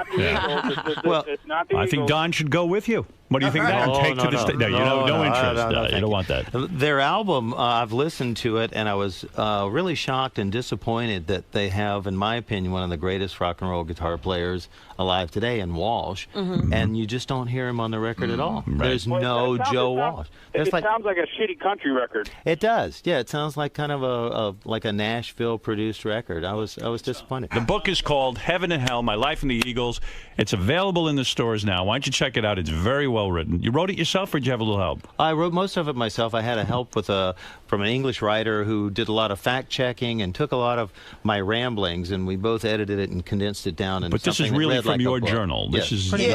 I was going to say, as a singer, you say fact checking. That's interesting to me because you're writing a riff like that and creating something. There's a possibility that you might have heard it somewhere before and it might be somebody else's thing. Do you get afraid of that? Yeah, well, you have to. Right, yeah. so you have a guy who will check a bunch of legal things and say, no, look, that's original. Yeah, because as a comedian, that happens sometimes you too. Bet. Yeah, you think of a joke and you go, that's a great joke, but maybe I heard it before. Sure, you know? I'm writing a CD right now, about halfway through one for next summer. Right. And I won't receive CDs from anybody. People Right. go, I got some song ideas, because if anything shows up that's even faintly Howard does the same thing with scripts, right? You won't take a script from... Yeah, you have to, because if you're writing, then... You have a real hot daughter, right? She's a model. Oh, she's unbelievable, yeah. How old a girl are we talking about? She's 24. And she's got a real modeling career going, huh? Well, she does modeling, but she's a singer. She's been signed to Warner Brother Records. Oh, wow. She's an unbelievable singer. You have to hear her sing. As a Okay. matter of fact, I'll come back with her. We'll sing something on the show when a record comes out. We'd love that. All right, Yeah, that she's sounds good. fantastic. Well, you're a hell of a guy. It's great to hear your story. I don't know. We're only hearing his side of this whole thing. Maybe Well- he was the flying. Well, I don't know. That's the surprise I have for you. Guess who's coming in next? Howard, can I ask one more quick question? Yes, go ahead, Artie. You had the contention that you had, but with Henley especially, clearly you're a great singer too. Was it tough to give that song to Henley to sing as well? I mean, no, I think Don's got one of the greatest voices He in rock does, and roll. yeah, You but- know, and if I had my choice of hearing myself sing or Henley, Right. I'd much rather hear Don. You'd rather hear your song sung by Henley than yourself. Absolutely, yeah. I'll tell you, you got a nice voice, though. He's a beautiful, beautiful voice. But since they want to be so rock and roll, why does everything coming out of them sound so country? I don't know. My money nowadays, from what I hear from music people, everything has to be in a specific category to make any kind of money. Right. Like, Well, I understand why they were wrote a country album this time, but why does it always sound so country if they want to be rock and roll? Well, there's no such thing as rock and roll anymore. it That's seems. right. That's true. One of my favorite renditions of that song. See if I can find it. I don't have it. Okay, I give up. Anyway, listen. I was going to play you something funny, but that'll be another time. Another time. Yes. It's GP1 in pink. Oh, Pink. Well, tell those guys to learn red from Pink. This is one of my favorite. No, guys, this isn't working. It's not here. Trust me. It's a different song. You know, I know what you're going to play, I think, and after what Don just said, we should leave it there. All right. Thank you, Artie. All right. We're going to take a break. I want to thank you so much, Don. Don Felder's book, once again, Heaven and Hell, My Life in the Eagles, available in stores now. Don, how'd it go in there, man? Oh, it was great fun. I was a little nervous going in. I was afraid Howard was going to go for the jugular, but he was very kind to me and very gracious. I enjoyed it. What do you like about doing a show? Well, it's the first time I've played live on the radio since I was 15. I used to go down to my local radio stations as a kid just to get some publicity and go play Apache or Walked Out Run or something like that on the radio. It was really the first time I'd done that, and I really enjoyed it. It was great fun. It's exciting. That's pretty cool, man. That's why you were nervous? Yeah. So, you know, it seems like you had some rough times in the Eagles. Was it hard to talk about stuff like that? Not really. Well, it was right at first. It's like any painful separation, you know, when you go through a divorce or lose partners or leave a band. At first, you're really kind of hurt by it, and it's difficult to deal with those emotions. But as time goes by, you realize that for every door that closes, there's a new door that opens, and you can look back at your life and go, you know, I had a pretty good life. I was blessed along the way here. I can't be too harsh and complain too much about it, so I'm happy. That's good to hear, man. All right, thanks for stopping by today. I'm David Tell, and I'm here to pour myself out, get the message out about the new Gong Show on Comedy Central, and of course to reminisce about our Afghanistan USO tour. So, now, how did the tour go for you? I think we'll all agree that like the tour is great. It's the getting there that sucks. The flying, taking like 5 planes to get there, spending 20 hours, you know. And very unsmokable airports, which was a shock to me. Turkey, you can't smoke in the airport. Can you believe it? Jeez. Yeah, you can bang a boy in the. No, I'm kidding. No. But yeah, that was the hard part, and the heat of the whatever that was, desert areas was very, very crazy. But the guys did a great job, and the troops were very into it. So. I think David Tell's got some real pressure on him. He's got to go out and promote the Gong Show. They're starting it on Comedy Central. He's the host. He's the host, yeah. Yeah, it's his show, so he's got to get out there. You think there's real pressure? It's Comedy Central. Yeah, well, no, there's pressure. They're banking on this? They're banking on him. All right. He's their one hope. Now that they lost Dave Chappelle? Yeah. What's up? Is there pressure on you to promote the Gong Show? In other words, you want this to be... But, I mean, you can laugh all you want, but this is a big deal to you. It really is. You need this to be successful. This is my last chance to show business. I mean, you've done a lot of work for Comedy Central. You've had HBO specials. You're a successful comedian. You had your own show for I did, yeah. That didn't work out. It didn't... What? Well, I mean, it ended. Well, I ended it, though. Right. Oh, yeah, you it was did? going to kill him, that show. Why did you end your own David Tell show? Because I only have one liver, and it got harder to do as it was called the Insomniac Show, not the David Tell Show. All right, but it should have been called. Everyone called it the David Tell. The whole industry called it. They called the whole industry. Yes. Yeah. Everyone in the industry called it the David Tell Show. Exactly. Variety, of course. Yeah. No, they called it. Why I ended because it was getting harder to do, but I wanted to keep doing hour specials, and they wanted the half hours, and you know, I guess in hindsight, I should have kept doing it. But look at me now; I'm like an old, drunk guy. I mean, it just seems like. Are you really a drunk? Yeah, and that's why the Gong Show is like a perfect rehab of. Do you have a drinking problem?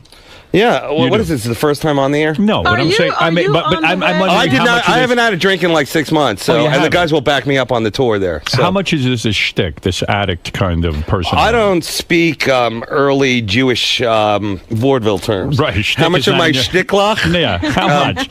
No, I mean, how much of this is your persona? Like Dean Martin, everyone thought he was a raging alcoholic, and maybe he wasn't. But some people have suggested it was an act. Is this an act with you, or are you really having a problem? Do you need to go to rehab? No, I think that what happened is just I got, I just stopped because, it was I just was sick of just doing nothing, and the drinking was boring after a while and shameful. Was there cocaine involved? Yeah, of course. Of course. But that was years ago. Right. No, because Sarah Silverman said when she went out with you, when she was your girlfriend, right, she saw no evidence of drinking or any of this behavior. It came after her, she said. I thought he was always depressed, though. Well, I didn't have any money then. You didn't have money to buy alcohol. Exactly. I didn't have any of that kind of remote control money, as we used to call it back in the 80s. So they called you and said, we're starting the Gong Show again. Wait, jump around? Okay, and what else happened? Wait, hold it. Go ahead. Don't worry, I'll get back This to is how everything. you break a guy down. You don't stay on the same topic. I thought we were on the same team a minute ago. By the time I'm done, you'll see. Watch out for a curveball coming. I think I just got it. No, it was Sarah Silverman. Right. I'll go back to that if you want. No, that's okay. What are you going to do with the wedding? That's what I really want to know. Can I say? Go ahead. Give me your two weddings. It seems to work in every Ashton Kutcher movie. Why wouldn't it work for you? You're making a good point. You run from the guest house to the front of the house and the back of the and the mate's like, "What's going on, Mr. Howard?" That is genius because there's so many people who split up. You could have the other partner there. That's a very, very boring. All right. So what happened with the Gong Show? Yeah, Dave. Now let me. Can I say one thing? Tip of the hat. Did you? Oh, thank you. Tip of the hat to you. Howard takes it to the level that we can never get it to with these acts. Because you've brought on all these amazingly freakish people, cool people, brought out. They're fun, and I'm like, how do we do that? I don't think we got to that level, but you were the inspiration. Thank you. There you go. So, and that's not just sucking up. That's actually true. No, So. it's nice to hear someone say that. So, but the Gong Show. Were you a fan of the Gong Show? Yeah, I think the Gong Show was like the first time you actually saw freaks.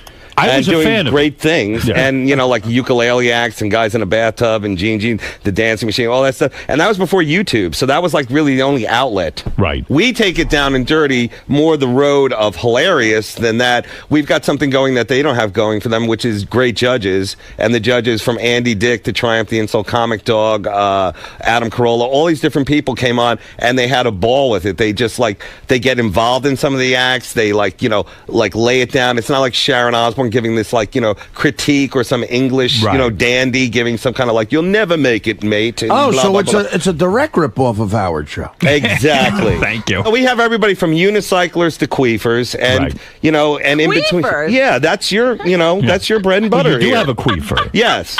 Oh, That's can new. a queefer win? Or I wanted. See, that's the thing. The whole thing that really got me was that America's Got Talent. It's always like the juggler and the guy on the unicycle with the bag, and we had those people on. But I wanted the hardcore. The vaudeville, uncabaret people, like the girl shooting a dart with her vagina at her husband with balloons. I mean, I was like, I love this stuff. But it's only so far you can go. It's still cable television. No, they show it. Comedy Central's very cool about it. I give them a real dart out of her vagina. Yeah, well, you don't see the actual, vagina. The thing, but you see, it coming out. And I see. So if this it is a kids program, the Gong Show. I remember it was on in the afternoon. Now, are you able to negotiate with Comedy Central a decent salary? I mean, they're pretty tight with the dollar, are they not? I'm betting that Dave got $20,000 an episode. Wow, I say that's high. It could be. It could be between 20 to 50, but it could be 30. I'll say around closer to 20 than 50. Well, the funny thing is, Artie, you also are a sitcom actor, so you know, if I was going to use my old quote from my part on Wings, from when I was on Just Shoot Me. No, but that's part of it too. But Comedy Central, money-wise, they bring the money if you bring the ratings. And the good and the bad of Comedy Central is that you can take it to the next level. Like the Gong Show would not work, and they've tried it a million different times. Yes. A lot of guys have tried it. Yes. And it is kind of like the Titanic of going down with the ship. And I could ramble off many hosts who've tried to do it. And we immediately went in and said we're not going to try and do what Chuck Barris did. Okay, right. I'm not wearing a suit. I'm not wearing a Indian war bonnet with a kilt. But Chuck Barris had fun with it. Yeah, he was great. He was almost looked drunk. I always thought he was high. How long did you date Sarah Silverman?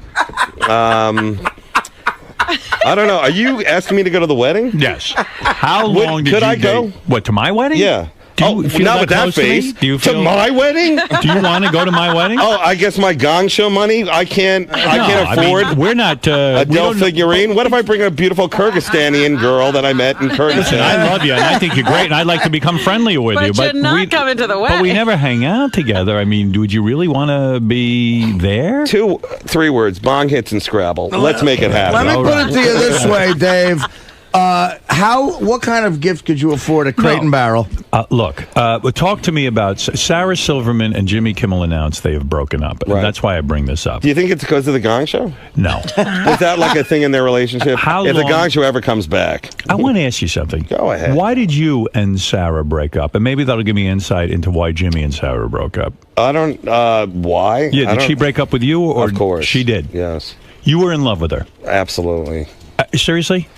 Well, what do you want me to say? No, Yeah, no, I don't know if you're being sarcastic. But it was puppy love, you know what I'm saying? All right, it was it's a not long like time the adult ago. love that you power couples share, you know? Right. The love of a jet getaway weekend to where do you guys go again? But isn't all love puppified in a sense?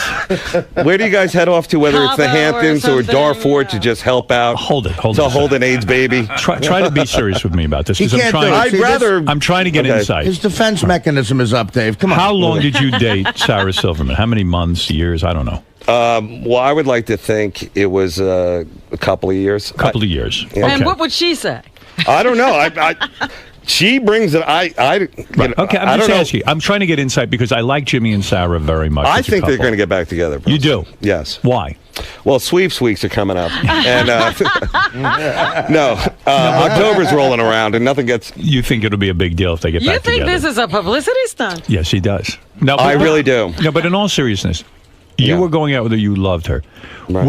Was the sex great? I keep thinking that Jimmy and Sarah maybe didn't have great sex. That Jimmy maybe got bored or something. Really? I don't know. I'm trying to put this together. You don't think Sarah got bored with She the sex? could have. I'm asking from a man's point of view who slept Jimmy with Sarah. was the great lover? Was Sarah a great lover? She was a great. I would say she's like 3 lovers in one. No, is she a great lover? Isn't that a term that you really only use for like an older man? Come on, stop. She's All a right, I'm an great older lover. man. Is she a great lover? Yeah, she is. She's is. a very, I'll tell you one thing, and this is all in truth. She's a very alive person. She's very in the moment and all that kind of stuff. And me, a brooding, like, balding old guy, that's the kind of stuff that you're attracted to. Right. She's like a live person, and she's good at sports, and I could give a shit about sports, but, But the sex was frequent. In other words, it wasn't being withheld. It was a good Is that sex what you think life. would happen with them? I don't know. I'm trying to piece this together. It's shocking to me. I'm actually upset about it. Are you really? Yeah, because I enjoy hanging out with them as a couple. Well, why can't you still do that? As a couple? I can't. They won't get together as a couple. As a T-Mobile cell phone? Can't you? Well, you know what? I'll tell What you is this. your theory on this? What do you think happened? I really just heard about it the other day because, we got a little saying in Afghanistan. Right. If you love it, I really don't know, but I'd say that both of them are, I don't know Jimmy that well, but I know her pretty well, or I did. And I think that, they're probably working a lot, he has his show. Right. And she has her show, and that's a lot of work. And then I think, it's like adult stuff. It's not like when you're, just out of college kind of hanging around things. So it's more of an adult scene that I probably wouldn't, know about. But that's probably, I'd say, the problem. Last time I saw her, she said, "I love him. I'm going to be with him the rest of my life." Blah blah blah blah blah. And what happened? Well, this was they're the rest breaking of up. her life. You just didn't know. It didn't mean she was going to be dead. Right. I don't know. I don't understand it, to tell you the truth. I really don't get it either. And Have you ever done Jim's show or Jimmy's show? Yeah, I have. Yeah. When during the Insomniac thing, I came out and Did you discuss having sex with her? His girl. No, I didn't. You didn't. Why not? Wouldn't that be great television to say, "Hey, I banged her, you banged her. Let's compare That's notes." pretty rock and roll. It's not so much comedy. That's like not what rock funny? guys do. Like Eric Clapton could do that or somebody. Like I don't know. I mean, I would have tuned in. I would listen to you guys comparing notes and saying, she didn't do this, but then Jimmy would go, "Oh no, she did that Don't with you me. love it when and he goes, She never licked oh my God, balls, she and that never did upset that to me." And No, Dave wants to do jokes about shampoo and a sock. Every time I come in here, you always bring up Sarah and all that stuff. What do I have to do that? Like, if I found Bin Laden on that trip, and I also opened Iron Man, I only brought it up because of the news that they were. I know, I it's thought shocking. you could offer insight. I did. Do you think it has something to do with the gas prices? Now, this leads into neutral territory. Do you have sex videos of her with you? No, you never took her. Before that, no, never. Wow. Well, all right. I will drop it then. Like, I mean, honestly, Howard, would you? Don't you feel like that's like you got to be really on your game to do that kind of stuff? Like sex video? Yeah. You know, I've tried it and it never works out well. I've done it a couple of times in my life. Now, a man in your position, why would you even put yourself in that? Position? I look so bad. You do on these videos. You know, you think you're in decent shape. What? You really aren't the the best judge. You should show us. I did one where I took the video on my penis, and I don't know, it must have been bright light, but it looked very veiny and like it was. I was like, ugh. You're too harsh and critical. When people ask me that, I go, look, I'm embarrassed by video of me not having sex, just acting. Yeah, right, just being around. Right, yeah. I mean, that's what I mean. You're too critical of yourself. You should let somebody else judge it. Okay, Robin. I'd love to have your critique. After Gary came back from Afghanistan, he came to me and he said, Dave Attell is a saint. I said, a saint. He said they should call him Saint Attell. He really is. Why do you? I said to Gary, why do you say this about Dave Attell? Because as far as I can see, he doesn't look like any kind of saint to me. Right. He seems very... Nobody's ever described him that way before. And he's a Jew. And he's a Jew. That's right. And then the Jimmy thing, right? Right.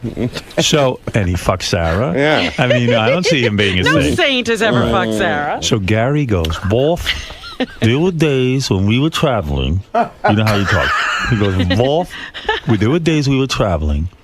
And we would be very tired. And sometimes the USO would say, when you're eating, go have meals with the troops and talk to them. But sometimes we were so tired, we would just eat amongst ourselves. But Dave Attell would go over to the troops' tables, no matter what was going on, and sit there and talk with them. It's very, very important to him. The whole time he's there, he's talking to the troops. He never shied away from the troops. Right. Well, is that accurate? That is accurate. And, the guys didn't know that that's part of the USO thing. It's not just doing the shows, but, they picked it up real quick. Artie apparently didn't know. All right. Well, but Artie is different. Slept, yeah.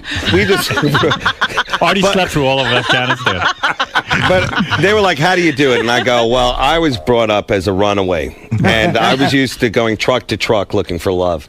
No, it's... What is these guys are... I'm sorry. Go ahead and explain yourself. I'll explain. I'm glad that...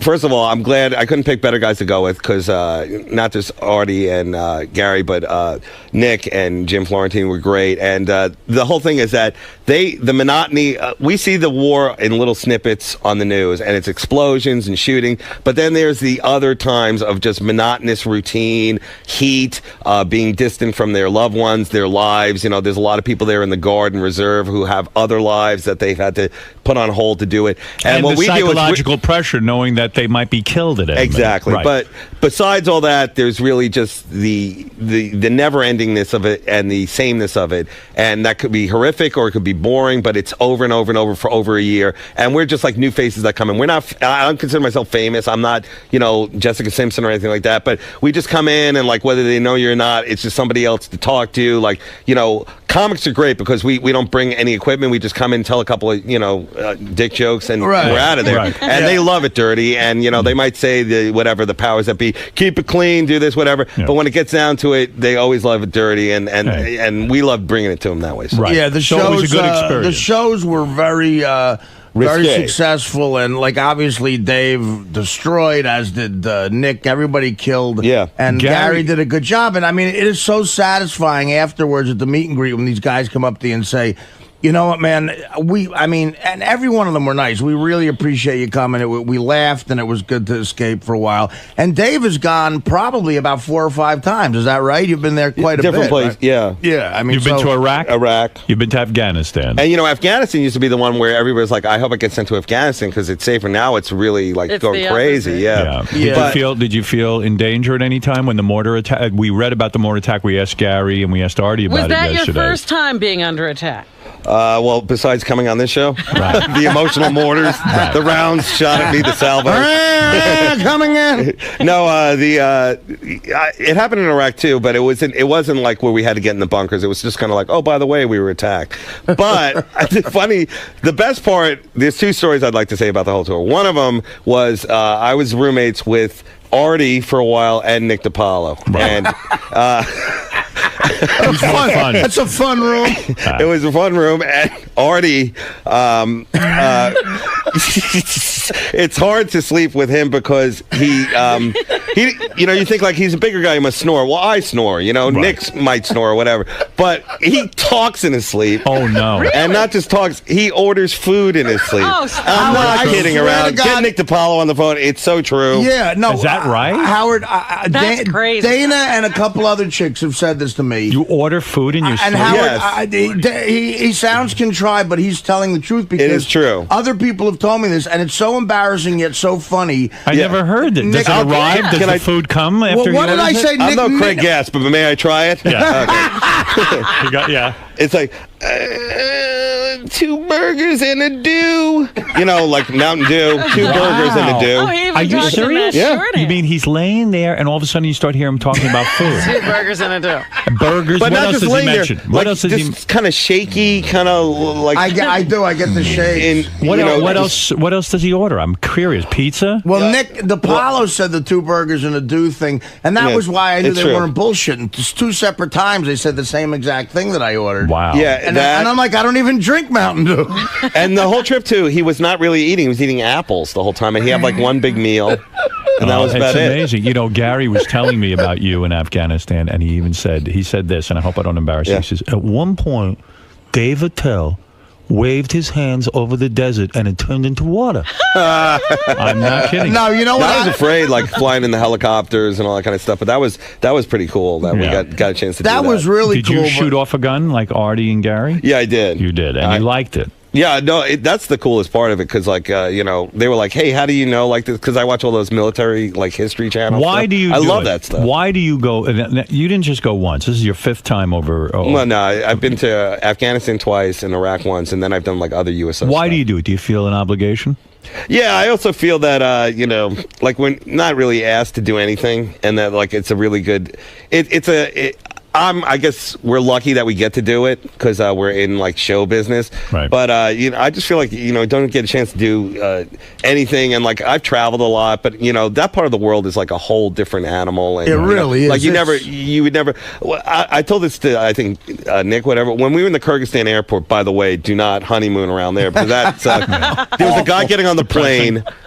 With a bow and arrow. I'm not kidding around, Howard. I'm not kidding. A Mongolian hordeman, whatever, was getting on with a bow. And he was at the counter, like, when can I get that flight? And I'm like, that guy's got a real bow and arrow on him, And you're only afraid of the bow and arrow from a distance, but up close, it's kind of like retarded, Yeah. I mean, no, it's a bit I'm working on. So you are a man who feels compelled to help his country any way you can, and you do it. Yeah, and you do it with joy. Can I say one thing? Yes. Okay. The biggest surprise, delightful surprise, was when we went to the Predator base and did Gary tell you this? Oh yeah, the colonel. The colonel of the Predator base is like the most devout fan of your show. Wow. Anyway, because we walk in and he's giving us like a bullet point thing on the Predator, which is pretty cool because Jeff Anthony, usually when you do the USO tour, you meet everybody. You meet like the guy who's in charge of sanitation, and he gives you like a rundown on how they do the base and like how they set up the city and all that kind of stuff. So some of it's kind of monotonous, but you're there to meet the guy, so you got to sit through it. But this guy goes, I got a couple questions. One about the merger, and like he's like a colonel. He's up on it. Yeah. And the next one, Jim, are you still going out with Robin? And then like, where's Artie? Is he coming out? Well, he wants you to be up fanatical. Right. Dave has been there so much, Howard. He knows enough, and he reads a lot about it. I guess. Yeah. Where he's talking to the Army guys in Army terms, like a guy will have a rifle, and we won't even know what the fuck it is, and Dave will be going, "What are you using that? Do you use S50s, or you got a 485 Glock on that?" I didn't say I mean, no, you knew numbers. You're a gun freak. You're not a gun freak. Nick You in just Lake Tahoe, you're on knew the air. about Go it. ahead. Good morning, Howard. Thank you very much. I got a question for David Tell. Was there any time on the trip that you guys were so scared that you said, "Oh man, this is it. I don't know if we're ever going to get out of this one," or anything like that? Artie, Gary. Probably when Artie was talking in his sleep about food. I thought he was going to eat me. No, I think it's scary. I think the real scary part, because they can take really good care of you. The scariest part is the flying. You know, like you fly in a lot of different aircraft, old military aircraft, like from the the 60s. Howard, no windows, and it's claustrophobic. Yes, and you're a target too. And well, you can't fly over Iran or Pakistan, Yes. so it's really. Remember how you used to always bitch, and you were so right about how France wouldn't let us fly. Right. So these fucking planes have to go around and use more fuel. It takes longer, and these soldiers are packed in these planes with all this equipment, and because you can't fly over fucking Iran or France or whenever we couldn't do that, it takes longer, and they're tired. And you don't realize how important windows are on a plane to make you feel more secure. Right. You're just up and you don't know what's going on. But during the mortar fire, I got to a point where I really was a little first of all claustrophobic in the bunker. Second of all, a little bit, because there was a lot of us packed in. And when we're walking, you know, and that kid said to me, "Look, the way I look at it, if you get hit, you get vaporized," and it's like it's going to be weird just. That got to me a little bit. Yeah. But they make you feel. It's got to hurt to be vaporized. But they make. What is vaporized, Artie? Can you explain that a little Well, bit? when in other words, you get hit with a weapon that's so powerful that it just like can turn you into dust immediately. Like, you don't even feel it. Yeah, there's nothing left of you. Right. Gary said at one point, Dave Attell jumped on the mortar. I would have done that if it was good for the show. Well, did you ever at any time assess who would be a problem if it got heavy? Well, I did think that if, let's say, we were captured, I know as a Jew, I would have had to think out one of the other guys.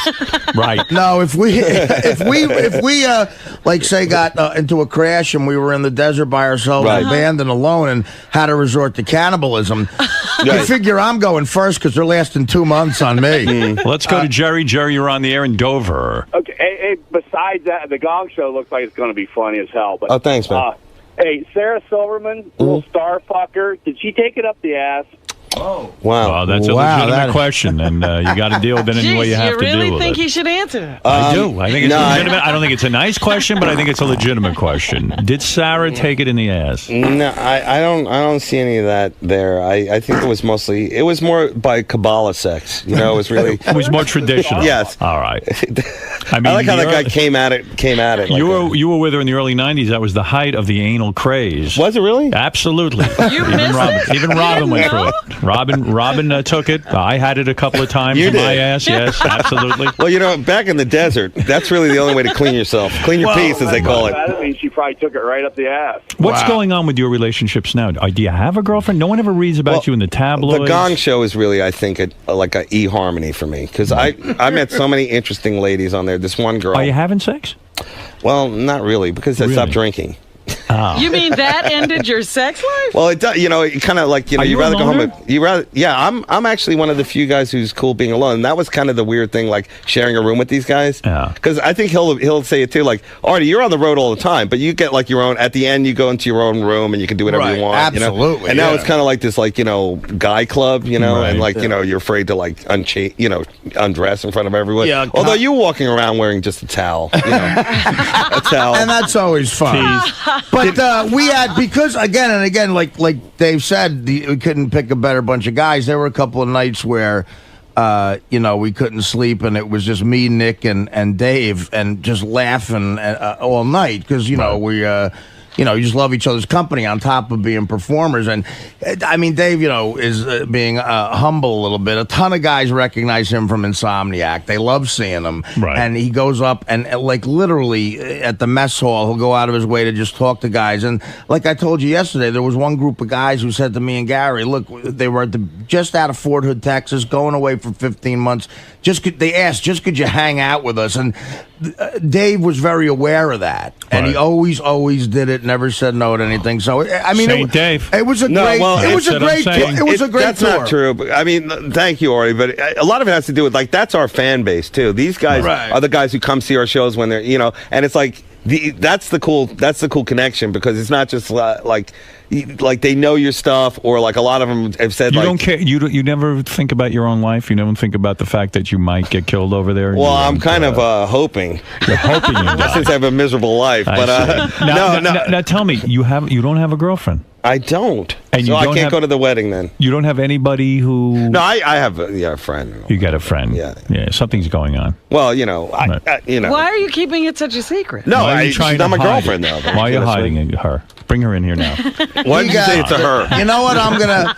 You know what I'm gonna Who have are you him. voting for now that you've been overseas and you've seen the action firsthand? Who will be the best man to handle the situation in Iraq and Afghanistan? Is it Obama or is it McCain? Well, sometimes I think it's really, I think, the 1-2 punch. You got to get like the right vice president, and like, you know, sometimes I think like, late at night, especially after a drinking binge, the best guy for the job would be Obama and the Burger King. You know, the actual Wait a Burger second. King. Stop it. No. Tell me who you're for. Who am I for? Yeah. Who is the best commander in chief? You've been with the troops.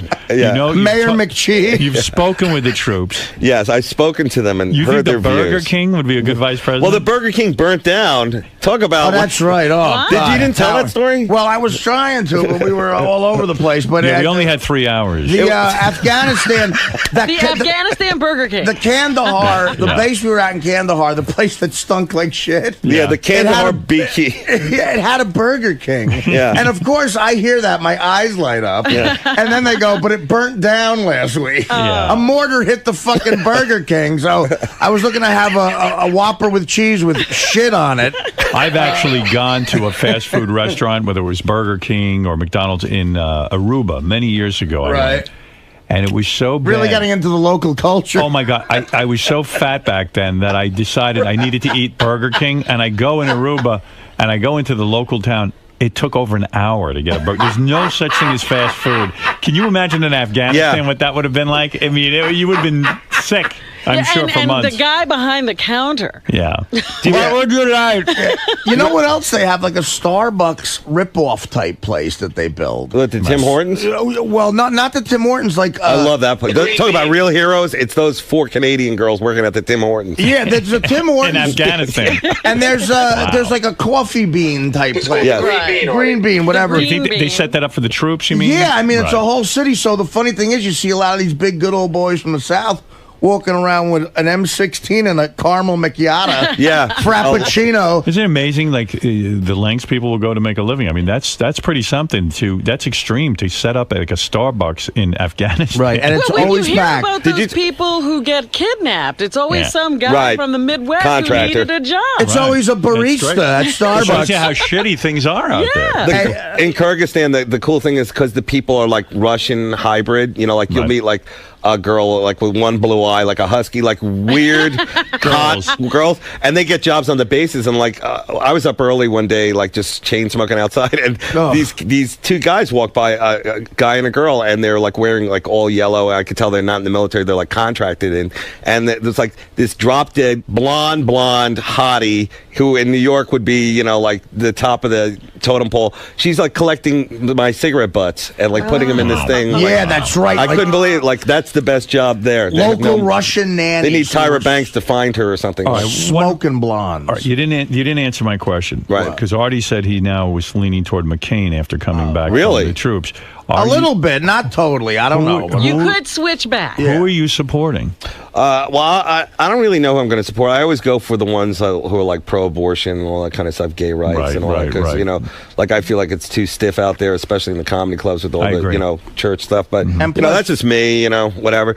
But Plus, you're a gay So guy who's that- had an abortion. right. So that would be Obama you're for. Yeah, I guess that. But I do love McCain. Like I read all his books, and I think he's definitely like you know. So you're having a hardcore. hard time deciding. It's very hard. So And I you probably, also- you know what I think I'm going to do? Sleep in and not vote. You think that's good? No, That's maybe what I do. That's the answer. You Will also know that McCain can't really be fucking in real life anti-abortion. You know Right, what I yeah, mean? but he's should a say cool that. dude. You're He's a supposed cool to write a dude. policy. Yeah, I know he should say it, but these crazy Bible Belt people have you by the fucking balls. Well, then he's got to stand up to them. That's what I think. That would be leadership. That's One right. other thing I said in my sleep, I just remembered that, and again, other people have said this, and Nick told me this, that on top of that, He claims that I said, and again, I shake around when I do it, and Nick does such a funny impression of me shaking around. But what does he claim you said? He claims I said, no, regular Coke. Regular Coke. I'm not kidding. I don't know if that was a drug. I'm not the kidding. greatest thing I ever I mean, heard. and these both guys said when they woke up with me one night that I was ordering a burger and a Mountain Dew. I don't dream about food like most guys dream about pussy. Exactly. Well, I had a Maybe. wet dream, and I woke up and it was all ketchup and Russian dressing. He would go to sleep with like ice tongues, You like a realize teddy. do you realize his nightmare is being served Diet Coke? He hates it so much. I do. I never thought Listen, of it that one way. final question. Yeah. Will you call Sarah Silverman and try to date her again now that she's broken up with you? Howard, I'm not even. I said it before. I'm not in her league. I mean, come on. I think you're really hot. You do? I do. I've been trying to dress a little bit more adult. You I'm look glad good. you picked up on it. You know what, Because Howard? if you're going to host Very, the Gong Show, you got to show people that you're in charge. Very relaxed with a suit jacket, like Yeah. George Carlin. Like with an a Armand beard. Desante. Right. You know It was what, my Howard? pace car. Enough nonsense. Dave is being again. If any interviewer could get it out of him, it's you. But Dave has that comedian thing where he tells all these jokes. But I don't know this for sure, and I've known him for a long time. But in the early '90s, he was like the king of New York, like the best comedian That's there nice, was. Ari. And when he was playing at a club, other comedians would be late for spots at other places. All right, so because what happened? You'd stop and watch him. Well, setup. what I'm saying is, Am I dying? on top of Sarah, Right. I guarantee he got so much pussy back then because he just was like the shit, And So No, you it was- downplaying the amount of pussy I mean, you get? I don't He know. says? Would you guys one at a time?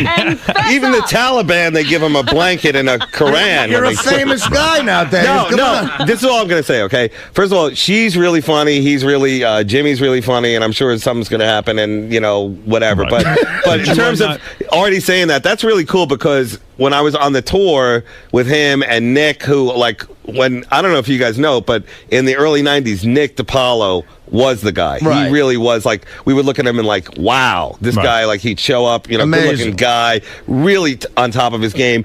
And, I still look at him in awe when I think about his writing skills and all that kind of stuff. So there's a lot of really good comics on the tour. And then Artie had to do a half an hour. So that's Right. pretty rough. And we divvied up the dick jokes and the masturbation stuff. Right. The good thing is that every guy, Florentine, Dave, and Nick are all headliners. So they were nice enough to.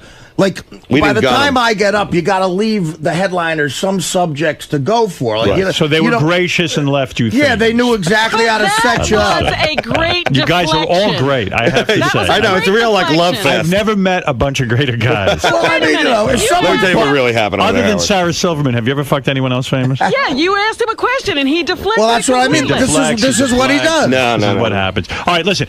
We'll never get it out of See him. the Gong Show. I'm excited it's coming back. I like the idea of Thank you you. as host. I think it'll be successful. I hope so. But honestly, a tip of the hat to you. And thank you. But we Howard, really did look at one your more show. thing because you'll like this. This is a plug. While I was over there, there's an organization called the Coalition for Major Injuries. These are Yes. all guys who come back from the war. Oh, is this and- where Dave cut off his own leg and gave it to a soldier? Give it to a guy? I heard about These- that. He's a saint. These are all guys who are like amputees, bad head injuries, and they're all at a hospital in Florida. And there's an organization that runs, support for these guys. It's a big charity because there's not enough money for these guys, which is awful.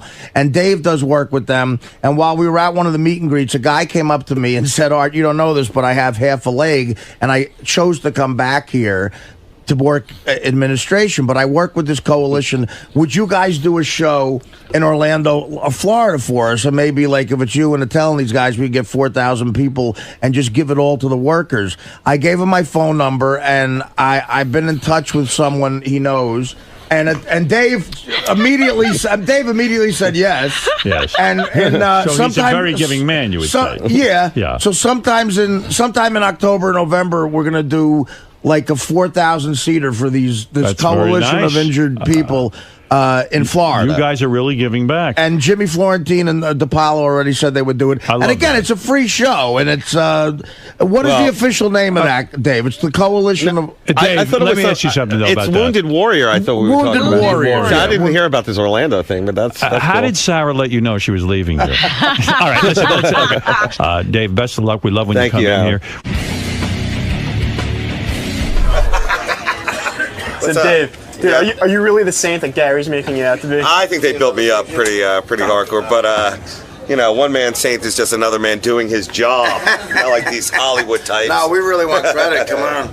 No, but they, I don't know. It was, put it this way, there were a lot of dick jokes that the guys loved. That's what I think everybody did their job, but it's not really a job like you kind of enjoy it and all that kind of stuff. I couldn't do my 20 I like minutes. how Howard brings you back to earth.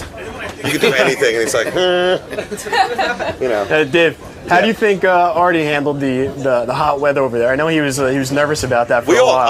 I have to say honestly, I really didn't think he would make it through the 100+ degree temperature, but he did. I slept most of the days anyway in air conditioning. With his ordering food, his Green Beret training kicked in.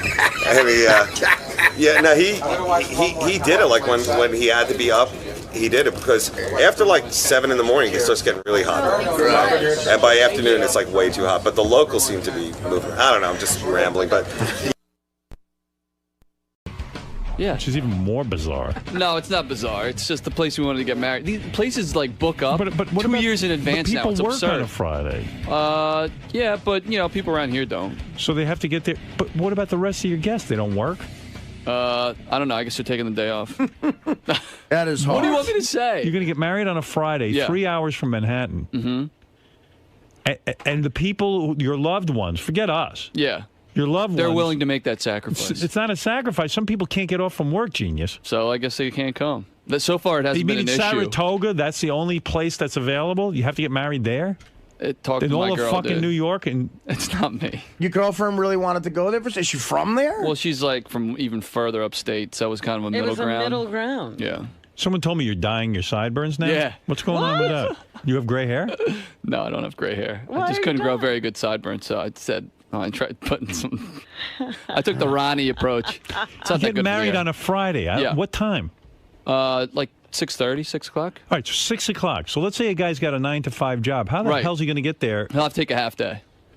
Have to take a half. Like people can just They decide don't have to do anything. They don't have to No, but come. people I don't who- really care, to be honest with you. That's nice. If you don't care, then why is anyone going? I don't know. Good question. You wouldn't go if it was you. Probably not. I got to say, have I sent you a gift yet? No. All right, I'll send it to you. That's all right. What do you want? How much? I don't know. What do I have to send? What would be good? What'd you give Bubba? I'll give you the same then. That was heavy cash No, you donation. don't have to do that. I'll Whatever. give it to you. It's all good. I know what I'm going to I'll give you 1,500. You happy with that? That's Wow. fine. All right. That's more than That's generous. unbelievable. Fuck off my back. Yes, sir. I know what I'm going to give Will, and I like Will a lot. I think I'm gonna give him at least the same I gave. What are you going to give Robin? Probably in the ballpark. Yeah. You don't have to sweet, go. I like as, Will. no one expects you to Thank go as you. high as me, so you can always get about I'm going to 500 do cheaper. do more than you. You can. I don't Yeah, care. try and one up Beat each you other. this time. That's Yeah. perfect. Now I'm giving more than Robin. I'm trying to help you out, Will. Thank you. I appreciate I wish that. I had my checkbook here. I just write it right Start now. a competition. Did you send me a card or something? I got your invite on Yeah. my desk. You haven't responded yet. Yeah, forgive me, and that's wrong, and I will do it. Yeah, Just kidding. I have to respond. I'm bad Gary, with write that me a stuff. note to send Will a check. Okay. And then make sure I give Jason the same thing. Do I have to give Jason Can the you same give me thing? more, please? Why? I don't know. It'd just be funny. It would, No, kill, it's it would not kill Jason. When is Jason getting married? November. Oh, all right. He hasn't given out his. No, not yet. He's not quite there yet. Did he send save the date cards? Did you hear about Jason? No. He said this is okay to talk about it. What?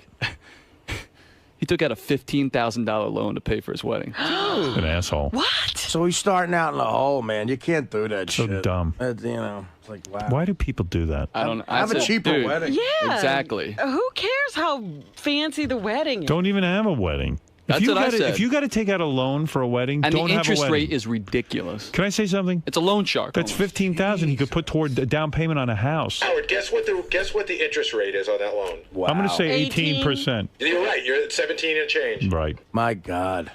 That's foolish, young man. I know a Shylock down the port give you less. Holy I know. I plan to pay it all back. Why with don't you the- guys have a double wedding? That way it would cost less. Will That would doesn't be want anything to do cool. with me. That would be cool. No, I mean, listen, I had to come up with money somehow. It's my fault. Doesn't the girl's parents pay for the wedding? No.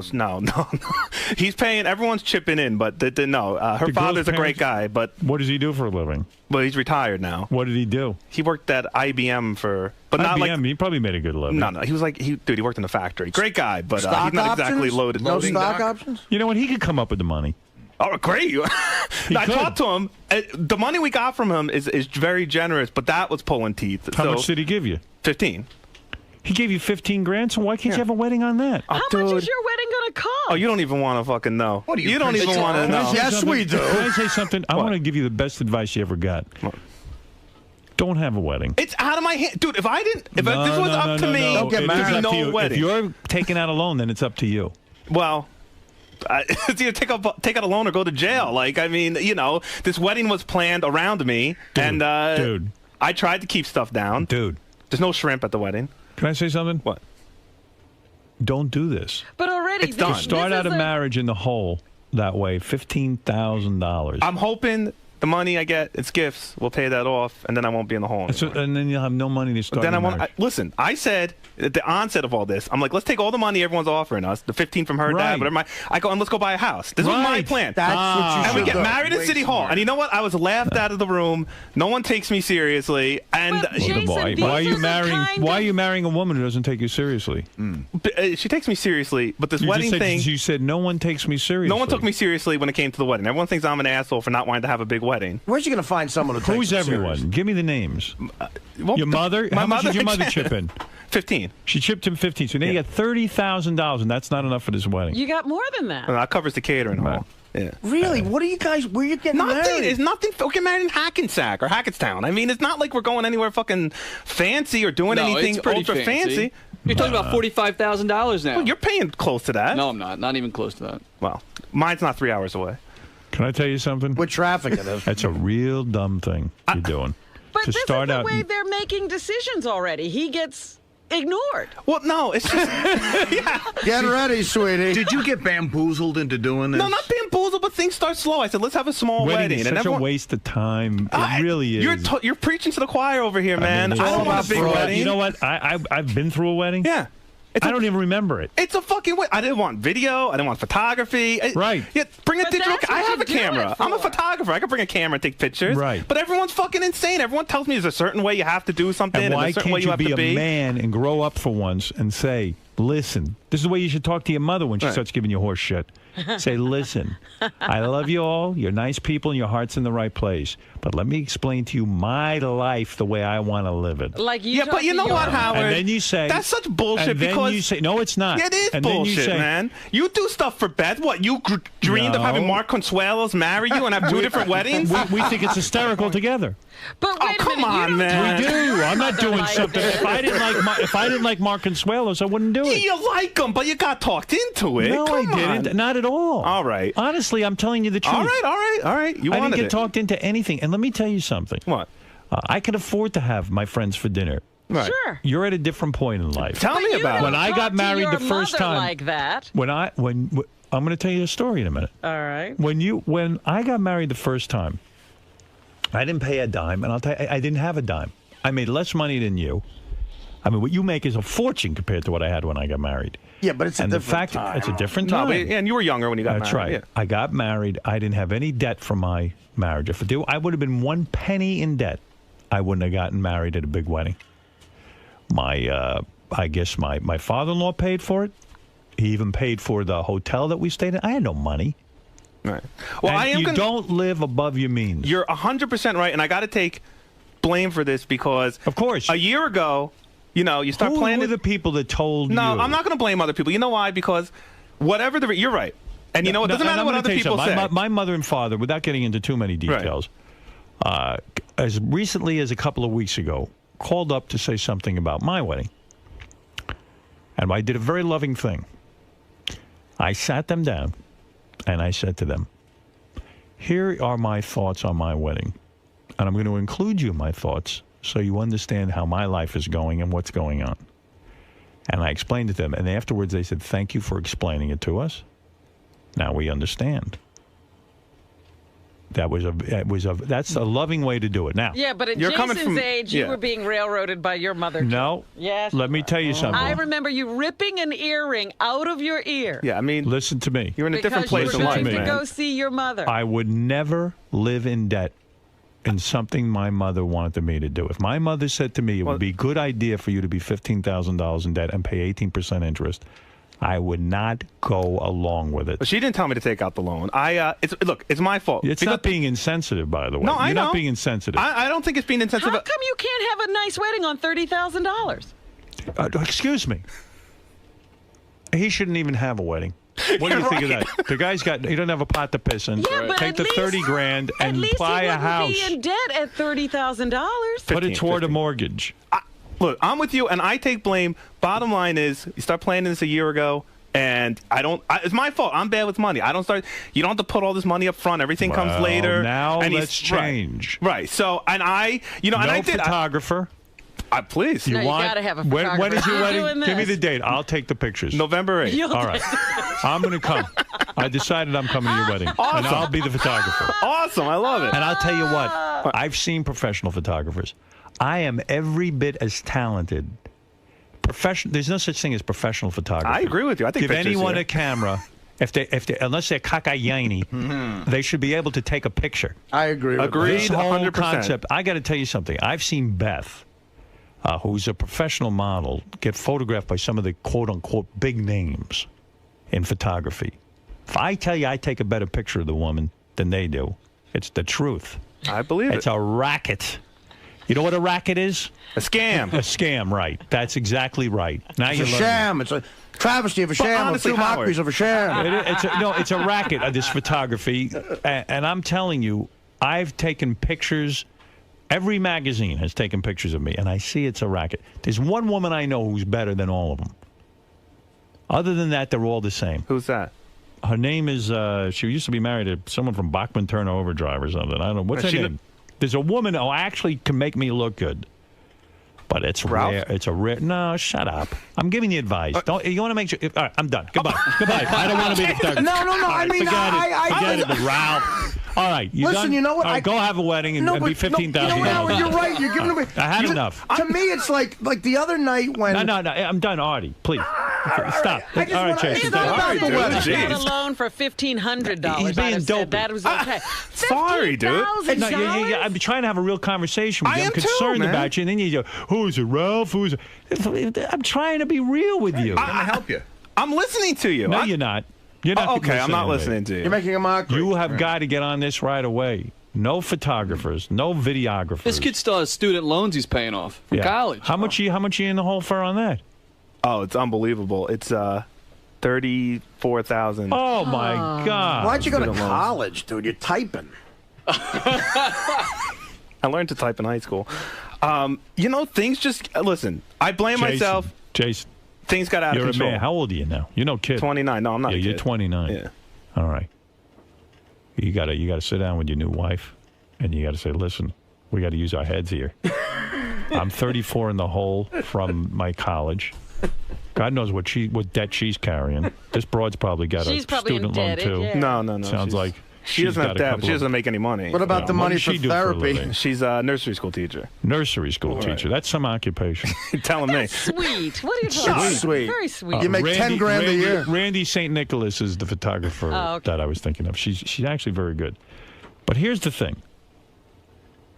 You got to sit down with this woman and say, "Listen, never mind my mother, and never mind your father, and never mind anyone else. We don't have any money. We're about to go another 15 in the hole on 18% interest. Yeah, that interest racks up so quick. I know. You wouldn't even believe it. I did the math. I know what I'm in for. Okay. And you know what I'm talking about. Yeah, I'm with you. All right. The nonsense has got to stop. You getting married is not that big a deal. Agreed. Honestly. There's nobody here who even thinks it's a big deal. In fact, nobody even remembers you having a wedding. Cancel the wedding right now. And sell it to a couple that can afford it. I just don't know. Whatever your plans are, someone can jump in and get married. Like to me, it's like, and this isn't even about what you're talking about, but it's along the lines. It's like the other day at Caroline's, Miss Howard Stern came, and she brought a hot friend, and I'm sitting there going, wow, this chick, I might have a shot with her. And lately I've been getting laid a lot on the road with chicks way out of my league. And I'm thinking maybe I have a shot with this chick, maybe I don't. But it's only because I make some money and I'm more famous. Of course. And I'm thinking, it made me think of Will especially, but Jason too. They're young kids. I'm like, these guys could be like Will. All these chicks love him when they. Why he should be fucking every hot chick that comes through here. I commend him. He found love. Yeah, but he's given it a shot. Will it work? Probably not. He might resent her for missing out on that. Well, he's a young man, and you're right. He has a lot of pussy. He never took advantage of anything. There's a lot of pussy options. Maybe he's one of these sexless guys. I don't know. But listen, I don't think so. But Jason's a guy like me. It'd be a little tougher, but he works on the Stern. Look, I mean, he works on the Stern show. They should be fucking. You could say the same thing about me. I've been with the same woman 8 years. I could get a lot of. You did a little play. A little, but believe me, there was a lot more that could have been done. You could be doing it right now. I could be doing it today. But they didn't have that, even that. Right. But listen, fine. I'm not arguing. You want to be committed. You want to get married, right? Will, as far as I know, isn't going into debt. Somebody's picking up the tab on that cockamamie wedding up there on Friday. He's just going. Yes, I'm attending. You, on the other hand, are condoning going into debt. And you're the man. This nursery school teacher isn't making a penny. I don't know her name. What is her name? Janice. Janice. I know what teachers make. They don't make. No, and this isn't even regular teacher. It's not real school. This is a private nursery school. This is called bullshit. She pays to work there. This is with gas prices now. She pays to work there. Yeah. Nursery school is actually probably harmful. Who even knows? So here's the thing. Outlawed in a few years. Dana was working at probably a very, very detrimental thing. Probably a wonderful girl. Nursery school is another. She is a wonderful place girl. Where parents who can't stay home with their kids. You stash your kids for a couple. But you talk about Dana was working at a school in the ghetto in an area so bad that Dana got off on the day of the Crips and the Bloods initiation. Wow, that's a holiday. Right, and you know what she got? She was a social worker. She'd come home. Beth actually helped her one time. Beth, Dana, when they were out to dinner, Dana told her about a student who came to school with no shoes, and Beth bought the kids shoes, and it was the nicest thing. And Dana would save lives every day. She got paid about $27,000. Wow. You know what I mean? It's crazy. Listen to me. And believe me, $27,000 to this girl would be, but she probably makes less. Am I right or am I wrong? You're right. Okay. Jason would say she could chip in on the wedding at that time. 27 would be fine. It'd be cheaper for her not to work at this right. So the fact of the matter is, what was her background? Does she have an education? Mm-hmm. Yeah. No, Rutgers grad. Rutgers? And she and that's it? It's what she loves to do, man. I mean, what can I say? She listen, loves it. You know what? I love playing chess, but I got to make a living. Was she friends with any of those nappy head broads on the basketball team? I've got to play. Listen, I could play chess all day, but I need to make a living, and so does she. And it's time to sit down with her and say, "Look, you got to get a job you don't like." That conversation, babysitting. Listen. She can make more money babysitting. You're telling me she plays the cello? She's classically trained. Yeah. Oh my God! Give lessons on the weekend. Right. A bunch of make some extra cash. Money. No one works. If things are tight, which is what you're explaining to me. Very tight. Aside from your shirt being tight as well. But the fact of the matter is, the money's going in food. I think. Now you're making jokes. No, but I'm trying to be serious. He's not. God, I wish I could smoke. Can you cancel parts of the wedding now? Parts of it? No, it's well, the only thing I can do. What are you going to cancel? The only thing now that's flexible to do is to scale back on the flowers, the food, and the cake. Well, yeah. Okay, let's take those one at a time. Okay. Flowers. I shouldn't see a flower. Zero, right? Right, zero. Now, what else could you scale back on? The food, we didn't go over the menu yet, so we could scale back on the food. And what about the bar?